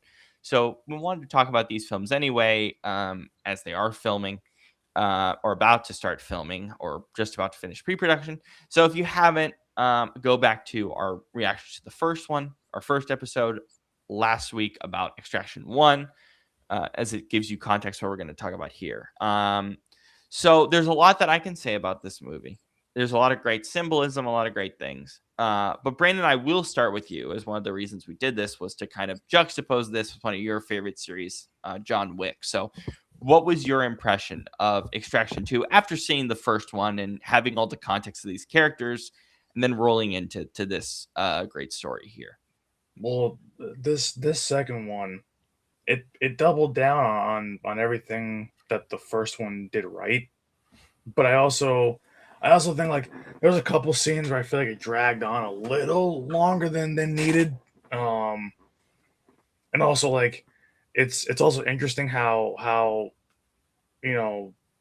somebody like Rake could face basically twice the amount of enemies, yet come out less harmed than the first one. That's part of the unrealisticness of this universe. Yeah. Yeah, because because he really doesn't he's literally still able to walk and move by the end of this one, and yet in the first one he's basically on death's doorstep. I'm just gonna say this really quick. In the first 15 minutes of the movie, they do a montage of him working out. When you have a broken leg and recovering from basically almost you can't do dying, that fast either. no way. No living human can do it that quickly. Even NFL players can. Even if you took steroids, it wouldn't matter. So that's I get that. But the thing is like with sequels, you do want bigger, better, and you do get that here. Even though but the thing is, you do sacrifice the realistic, like somewhat grounded in realism, the first one, but now this one obviously not as much. But and especially like the I know glass is strong. I know people are strong, but that scene on top of the glass hotel building, it's one of the biggest skyscrapers in Austria. They literally filmed it on location. Like first of all, everybody that'd be out that far on that ledge would be dead. They'd all be dead. There's no way you would survive any of that. But not for nothing. Like, I do like the fact that this one was more emotional than the first one, so that they did add more drama to it. They added kind of more complicated relationships to it, which is always a plus. Like I said, bigger, badder, better. That's the whole goal of sequels, pretty much. And honestly, I think it did just that, and I'm trying to kind of piece it together. I mean, it's funny that I don't recognize many actors outside of Hemsworth, but at the same time, I love the fact that Idris Elba is in this movie. When I watched this movie for the first time, and I was like, okay, let's do it, because I watched this when Extraction 2 came out. I was like, I'm gonna watch the first one, I'm gonna watch the second one. I opened this movie 5 minutes and I'm like, what is Idris Elba doing here? Why is he here? It's funny because it's only just, his only purpose is just to set up for the third one. That's pretty much it. But I was like, what is he doing here? I was like, yes, he's here. Yeah, and of course, his snarky comments that like every movie, like I like him. And like he adds like that kind of badass but comedic effect to all his roles, which I like. But it's like but the second I saw him on screen, I'm like, I know exactly what he's going to say, because I know the kind of characters he plays. So right. I'm like, yeah, I know what's happening here. There's no better image in filmmaking. One of the greatest imageries in filmmaking is Idris Elba drinking any beer. Him chugging a Stella Artois is just pure Idris Elba. Just chugging a Stella. Like that's just so good. Anyway, But continue. it's like it's like it's like what is it? It's like John Bernthal with his with his lines about asking people questions. Let me ask you something. Yeah, Punisher. Where it's like yeah. But it's like like all movies he always comes up on somebody like, let me ask you something, like something like that. Yeah. But so it's the same thing with Elba with drinking in movies. Drinking hardcore beer, by the way. Stella ain't a cheap ass beer, man. It can be cheap, but it doesn't taste cheap. It's like, so it's like like this movie does a lot of things better. More comedy, more emotion, more action. Like, so it does everything in excess. It's just that for me, like it almost like the action sequences by the end of it become almost too Fast and Furious ish, where I'm like, all right, this is getting to be too much. Like, I get the first one, and I got like the first half of this one, and like once we got towards the second half and towards the big finale, I'm like, all right, this is ridiculous. Like, I'm like, like, I mean, action movies are supposed to be, and I get that, but I was like, damn, like, I don't know, man. Like, I get it, but I'm what is this? Bucky Barnes? Is this a super soldier? What is this? Yeah. Killing someone with gym equipment is awesome. It's the funniest thing ever. It's the greatest thing ever, dude. It's like when John Wick kills a guy with a pencil. But that's why like, I know it's unrealistic, and like that's my little like pet peeve about it. But at the same time, I'm like, I still love it because it's fun on the eyes. I'm like, I love seeing how stupid this is. Like, it's like Rake turns on a treadmill, and I'm like, what the hell is he gonna do? And he slams I knew he the was gonna guy. smack the guy's face into it, and it's going flying through the glass. Dude, and he also like, the rope thing, and he ties it around the guy's. Oh my god, he ties it around the guy's neck. I was like, this is amazing. Yeah, because the thing snaps up, so it basically kills him. But like, God, man. Whoever came up with the idea of let's kill people with gym equipment is a genius. It's genius. It's also funny. It's to me though, like the funniest thing is, like, in the first movie, he's the one taking 70,000 bullets to his body and not dying. In this movie, Nick is the one taking 70,000 bullets to the body and not dying. And yes, died. But he did die.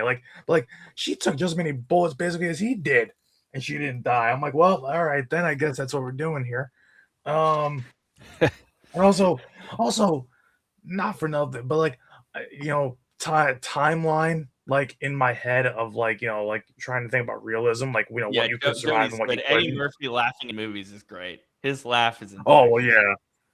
Like, it's like when I think when I think about that kind of stuff, it's like when we get towards the end of the movie and they're laying there in the church, and it's like she's like has to get to a hospital now. I'm like, with her looking like that and bleeding out like that, they would not have time to make it to the hospital before she's dead.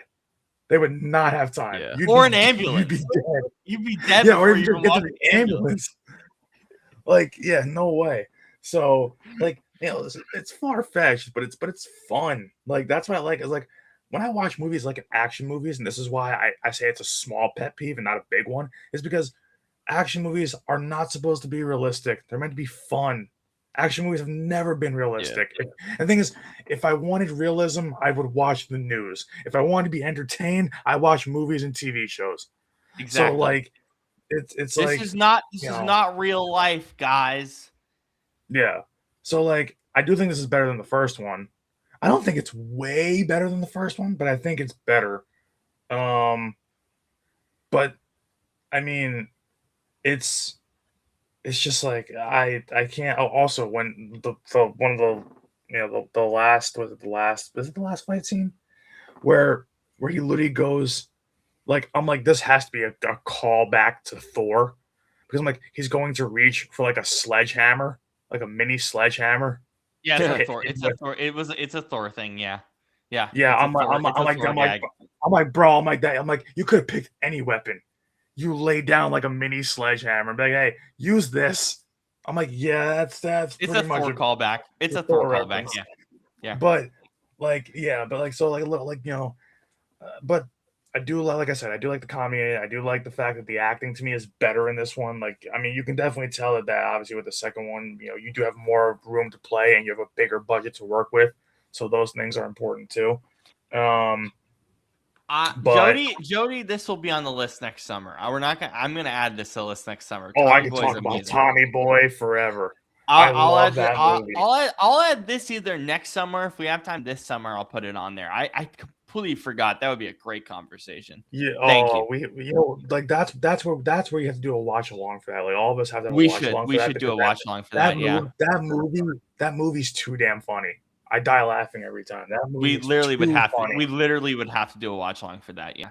Thank you for the suggestion, Jody. I'll definitely consider that. But yeah, it's all in all to say that this is a great sequel, especially for a movie that's obviously not going to be in theaters. You know, I mean, high budget enough because it's Netflix, but not high budget, not like a major motion picture that's in theaters. I would have loved to see this in the theater. I hope we get a small release window for the third one. Yeah, I would love just a week long. Give me like 1 week in theaters, limited release. I'll happily go. Happily. Yeah, more Australian John Wick, please. Yes. But yeah. So yeah, I think it's better. And we're doing ratings still, right? You guys rate both movies. So Brandon, go ahead and rate both of them, and if you kind of want to give, Patrick wants to do a watch along for that. Yeah, we can make that happen. What's your rating for both of the movies, and then the franchise as a whole? Do you kind of have a separate rating for both of them, or for just everything? Yeah, I think it's gonna kind of align here. I think the first one's for me as a fan of action movies. I think the first one for me is about a 7. This one I would say is I'm not gonna say 8. 8's kind of high. I would say 7.5 for the second. It's just like I said, it's a little bit better for me, which still means it's better. And these are just really good. These are fun action movies. This is like an action movie where we like, you have to suspend your belief a little bit, but like at the same time, start to finish, it's a good time. I love the fact that one other thing, I like the fact that the takes were longer in this movie too. We're gonna talk about that. Shane's gonna talk about that. I told him that I want to talk about that. Yeah. So I like it better. So yeah, if I had to grade the first one to 7, this one's a 7.5, and I think right now with the franchise, it's a 7.5. Like obviously, I would put John Wick higher just because because I love it. But you still see the sensibility that I was going for, I guess, is the idea. And well, if it wasn't for John Wick, you wouldn't have this movie or this series because literally John Wick, basically that first movie is what established the long shot, pretty much the one take kind of long shot movies. Yeah. Jody was saying Beverly Hills Cop. I've never seen any of them. I've heard they're really bad. Yeah, they're replacements. Patrick, it's such a good movie. I would imagine Brandon's gonna pick the replacements for our August sports movie section that we're gonna do. I was thinking about it last year before we did Major League. I was thinking about the replacements. So yeah, I might just say we're gonna do the replacements because I love that movie. So before we go on to Shane's thing, I'm glad that I kind of got what I wanted out of it, which was kind of just to have, because that's the thing, I just wanted to have a fun time to start the off-season movies, and this was fun. I also want to say this, why this is fun for me is because I would never do this in real life. So watching it in a movie kind of gets rid of that taste in someone's mouth to use a gun. Yeah, I would think not. Yeah, because it's like that's why. Remember, Shane? Remember, I had the conversation with you. We watched some movie, we watched a few movies where like the gun was the primary weapon, and I asked you what it's kind of like to have a gun as like a symbolism for a weapon in a film, because I thought it was interesting. Yeah. 1 and 2 are great for Beverly Hills. And you know one thing I want to mention, because I don't know if you guys will, but I want to mention it real quick before we go on to Shane. My favorite scene in the movie, and it comes towards the end, is when the brother basically shoots his right hand man, who's having doubts about the whole thing, and the image of him bleeding on the Bible is awesome. I Yeah. have so much to say about my favorite thing in this movie, other than a huge 35-minute long shot, is the Christian symbolism. Yeah. I think it's done so incredibly well. Anyway, Well, you know what's funny? We also talk about all of you talk about that, but I was thinking about it too as I was watching. I'm like this whole thing is just the one phrase I had in my head was the sins of the father. exactly. That's the intentionality of it. Absolutely. Yeah. All right, Dane, what are your thoughts on Extraction 2? Yeah, I mean, I think, for me, it's just, first one was, well, fun, very surface level, Right. but I think Yeah. with this one, um, it just levels up in every way. I think Chris Hemsworth leans more into the physicality. Yeah, the accountant is good. I still haven't seen the second one, but the first one. I gotta watch both of them. Yeah, he the with the physicality, the emotion, and Rake, he feels a lot more human this time as far as more guilt, more purpose, I guess, that he's being driven by. And yeah, I mean, he's still a tank, but he's you can tell that he's tired, both physically and mentally, and emotionally and all the for sure. Yeah, and I think the mission being rescuing his Former sister-in-law. ex-wife's and kids, right? I mean, that just automatically gives it more weight, because that in itself is a kind of a not weird situation, but it's a it's like somebody that you kind of tried to move past, but you still have an attachment to them, just for it's just an interesting angle, I think. And I think the villain is better, more personal stakes. Still not like an amazing character, but it's fine. But the big long take, the one take sequence. It's like 35 minutes. It's crazy. I thought it was I think it's like 20. Oh, it's 20? Yeah, there was it felt so much longer than 20 minutes. But still, yeah. But no, it's just absurd. in the best way, possible. Yeah, I mean, it starts with a prison riot, and then there's all these hand-to-hand fights, and then gunfights, and it goes to a car chase, and then a train, and then a heli, and then a heli, and then a heli. It's just like, what is happening? But it's awesome. Nikki, I know the game is on. We're almost done. We got it. I'm keeping track of clock. We got it. I appreciate it. I would direct message Brandon about Ballerina whenever he gets a chance to see it. Yeah, I have to watch. I have HBO Max. All 4 John Wicks plus Ballerina are on there. So yeah. I know, Nikki. We're almost done. Don't worry about it. I like. Thank you for keeping me on track, Nikki. I appreciate you being my extra producer here. I'm being serious. I need the assistance. I just I like with this one take, to me, it didn't feel like, oh, let's just see how long we can make this one shot, but it felt more like, let's never let the audience feel like they can settle down from the chaos. Yeah. Yeah, it's always moving. Because so the camera, it becomes your point of view, your heartbeat, your sense of danger, all that. And yeah, I like that the camera is handheld but not super shaky. It's just it feels very controlled. Not just like chaotic like in the Bourne movies. I need to see those as well. And I Bourne movies are great, but I absolutely hate the camera work in those movies. Mhm. and I hate Nikki, that.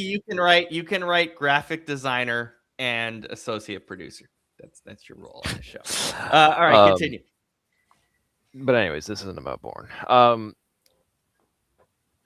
But yeah, so it's all this stuff, and there's so many like smaller fights happening in foreground and background, and camera just like so seamlessly moves through all of them.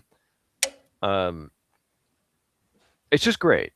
The whole thing is fantastic. It really gave me Uncharted 2 vibes. I know. Yes, very Uncharted like. I know. I know. I said that. This to me is so Uncharted like. It's insane. Yeah, I know. I said that last week, but it's just true. Same with Mission Impossible: Dead Reckoning. Major Uncharted 2 vibes in the ending there. But it's cool. It's a great game, so borrow from it. I don't care. Yes, yes, that is your main responsibility. That's so funny. I don't. I'm trying to focus, but Nikki's making me laugh hard. On this, yeah. How many cuts did you catch? That because it's not actually one shot. I mean, it's freaking long as all hell. Yeah. So in that particular scene, because they do kind of cut them between transitions. And well, you remember, if you ever took a film class, they always tell you that the cuts always happen when a character's entering a certain space. So, like, if something like if there's a quick pan, if there's like going from a dark room to a bright room, there'll be one there. Yep. A big explosion, something like that. I don't know exactly how many there were. I counted 11. There could be more. I don't know. That's just what I noticed. I mean, I remember when we watched Knives Out, God, 1917. That whole movie's supposed to be like one take. There were 40 cuts in that movie, and I noticed like I think 30 my first time, so I missed quite a few. Yeah. So I would guess there's probably 15 to 20 cuts in there. And Robert's now gone. I know. There's Robert. Yeah, I had some technical difficulties. Oh, did you get all that or no? I knew where you were going. So really quick, let me just pull this up. Kenny, our boss, being the legend that he is, sent me something that I think Shane will absolutely love. So I'm going to put it up on the screen. He made something incredible.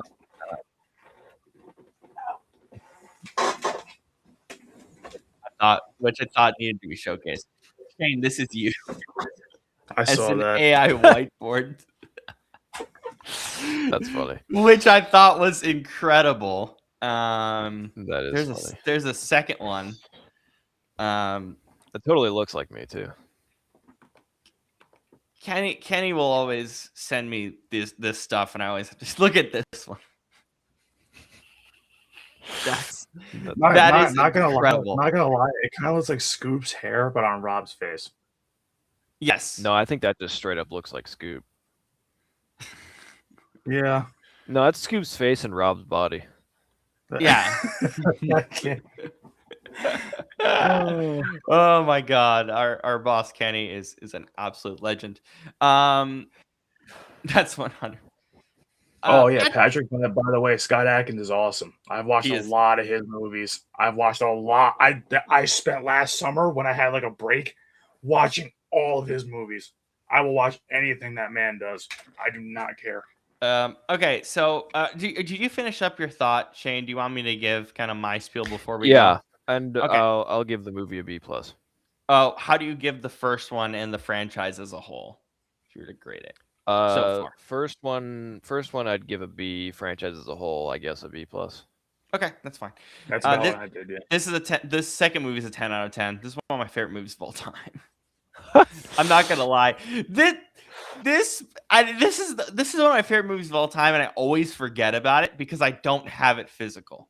It's only on Netflix. I don't think there's a physical copy anywhere. If there is, I need to find it and buy it off somebody because this movie is just off the walls fun. It's insane. It's insanity. I mean, we talked about this last week, how important it is to have a stunt double direct this. I mean, you could see it. Insane. And my favorite thing about this movie, up first, the brother, the son, is the MVP. I have never, this is going to sound so bad, I've never wanted to kill a 13-year-old more in my life. He's such a dick. He's such a dick. He's so bad. I mean, genuinely, I had a thought, and I think this is what's going to happen in the second one. I think he's going to become like a big bad of this franchise because he's a kid that I just sat there going, dude, he's so far gone. Yeah, I could see that. He's so far gone that I don't understand why you wouldn't just, and I understand why they didn't. Obviously, there's a connection with the mother, but I wouldn't even care. I look at that kid and go, he's so far gone. I'm so happy Easter to you, Nikki, as well, and to all of you listening. No, but to me, he's so far gone. He just is. Which again, the reason why I had that feeling is good because that was the idea, is to have him be so far gone. It is. I love not only, so there's two pieces of this movie that are very smart from a script writing perspective that is shown on camera through the acting. Which again, so the acting and the script writing, the cult-like symbolism and Christianity.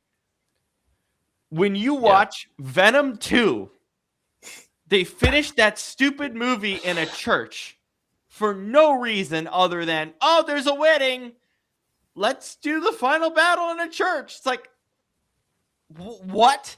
If you're going to do a final battle in a church, you have to challenge somebody's beliefs on Christianity. Mm-hmm. And that's what this movie did. I bet you Christians watched this movie and had a hissy fit. And that's good. Because that's the idea. The idea is cult-like symbolism and Christianity and how those things connect.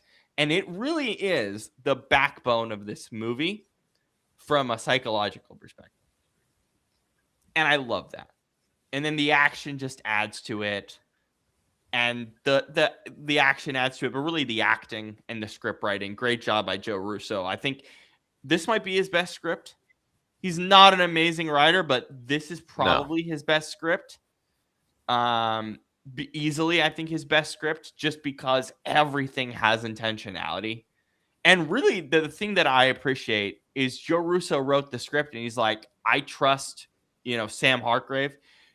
He went up, he basically said to Sam in both of these movies, particularly the second one, he was like, hey, here's the script, read it, and go. I'm not going to, just go. I trust you to do, I'm going to hand you the script, and I trust you to get the vision correct. And he gets it correct in every way. And then obviously the action and the set pieces, which we talked about last week. Is it realistically a 10 out of 10 movie? No way. It's more like a 7 or an 8. But there's just something about the fun factor for me, especially watching this on a 65-inch TV with JBL headphones on. Bro, I felt like the gunshot. I felt like I was being shot with a gun. Like there's, that's what you want in a film like this. And so, and that's why I'm excited to watch John Wick. Because now that we're comparing this to John Wick, I need to compare it to John Wick now. I need to watch it. Yeah. But and the Bourne movies too. And obviously some of the 007s and stuff, which we might get to this summer as well. We might not do 007 now that we've done this, to be honest. We'll probably skip 007. But regardless, I love this movie. I love the acting. I think the cast is great. I think the script writing's great. I think the action, I think it just gets all these things so right. And honestly, I didn't feel that way about the first movie. I feel like it dragged in some pieces. I don't have fond memories of the first movie, but I always have fond memories of the second one. And that's why I wanted you guys to watch it, because I was like, I'm kind of sad that I have to show you guys the first one.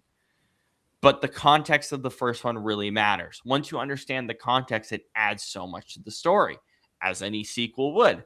And as Brandon so aptly said, and Shane as well, like, this is what you do in a second movie for an action movie. You amp everything up, you amp the stakes, but you make it personal. So you have connections to these characters that you learned from the first one. I think this movie gets that 100% correct in so many ways.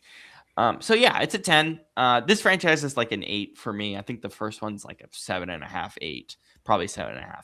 But I'm asking Netflix. I don't know if they did a small release window for this in theaters for the second one. They may have. If they probably will do one for the third one. I'm going to be first in line. And I am fully confident that this series is going to turn into, oh, that is the most unrealistic thing in the world. I am very confident. That's what you're going to see by John Wick 3. Yeah, also. That's what's going to happen with Extraction 3. They're going to make so much of this crap unrealistic. I know, and and Idris Elba's character T's like, oh, he's my guy's a bad MFer. Like, Craig is going to hate whoever this dude is. Like, I know how this is going to go, but I'm going to go in and just be like, I don't care. I'm here to have a fun time. And that's what the third one's going to be. And that's why I'm excited for it. And that's why I'm begging any Netflix, if I pray to God, some Netflix executive watches this, please give me a week-long release window in theaters. I will pay it. I will pay you the $20 and I will go. Take my money right now. Please. Please, Netflix. Please. I do not want to see this on my TV at home. I want to go to a theater for this. Even the second one, I think it would be way better in a theater. I really do. Regardless, that's my biggest thing is Netflix give me a week-long release window. I will go. I will go to Seattle and see this. I don't care. Just give me it. Just give me it, please. Yeah. Give me a bit of a release window. But yeah, I'm glad that you guys enjoyed it. I'm glad you guys got what I hoped you guys would get out of it. And then next week we're gonna find a way to get together for Captain Alex, which I know Brandon and Shane have seen before, but Scoop hasn't. And I think Scoop seeing that movie, he's going to lose his mind and how hilarious that film is. So I'm really excited about it. So our next two films are Captain Alex, which is a great, funny movie. And then I just picked up this movie a couple of days ago. And I want to talk about it, mostly because I want Scoop to see it and get his thought process on it. We're going to do the first Knives Out movie. Which is a Rian Johnson special. One of, I would argue, a modern classic for a lot of different reasons. So we'll do that. I'm going to add that to the list because I asked Shane if he's going to do it. He's not. I want Scoop to see it. That's part of the intention, is to get Scoop to see interesting movies. So that's what we're doing. So that's the next 2 weeks. And then we'll figure out the rest as we go past the draft as well, because I'm not going to make you guys watch a movie during draft week. That ain't happening. So I know we went a little over time, but again, movie important stuff that we wanted to get to. But the game's still pretty good and it's still super early, so we're in good shape. Enjoy the games, enjoy the Final Four, enjoy baseball. I think I haven't talked about this fully, but we are going to go on Wednesday, Brandon, on What's the Scoop. And I think if you can help me, I want to convince Scoop to do a WWE episode because we're a week before WrestleMania. I want to deep dive into the history of wrestling from you, but also just also get a little bit in terms of what's happening to the WWE currently as we're coming up into the most important week of the WWE calendar. So I think that's what we're going to do, as long as we can convince Scoop to do that and be in for it, which I think he would be. But I think that's what we're going to do on Wednesday. It's kind of a WWE special, talk about the wrestling world. And then obviously be here on Thursday for What's the Scoop. And then Saturday, I would assume same time on Saturday next week for Shane's Whiteboard number 3. So we'll see you then. That's our schedule for the coming week for our group. So we'll see you guys then. We'll see you guys next week. Have a happy Easter. Thank you for spending the time with us with the Final Four on and a very busy weekend, Easter weekend. We really appreciate the time. And thank you again, Shane, for just another incredible segment teaching us all about the game of football. We're very grateful for the effort you've put in to create this curriculum to teach us and our audience. I'm glad you guys are enjoying it. All right. Well, thank you again. Football After Hours is sponsored by Lion Coffee Company. Go get your coffee from us. We didn't have time to do a second promo, so I'm just going to do it right now. Go get your coffee at HawaiianCoffeeCompany.com. Go get it. I tried the vanilla macadamia this morning. It is fantastic because it's literally like it tastes like perfect mix of vanilla and coffee, but it tastes so much better than what you would get at like a local Starbucks, right? Because it's made with heart. It isn't, it's made with heart. It's made with care. So go get coffee. Fresh, heart, care. If you want that in your coffee, Lion Coffee, Patrick, just fantastic. And again, thank you, Patrick, for being our presenting sponsor and giving me this wonderful sign so that it can be promoted at all times on this show. Thank you guys again. Enjoy the Final Four. Enjoy. Happy Easter. For Shane, for Brandon, for Scoop, for myself, Robert. We are out. We will see you next Sunday afternoon. Woo. Peace. Later. See ya.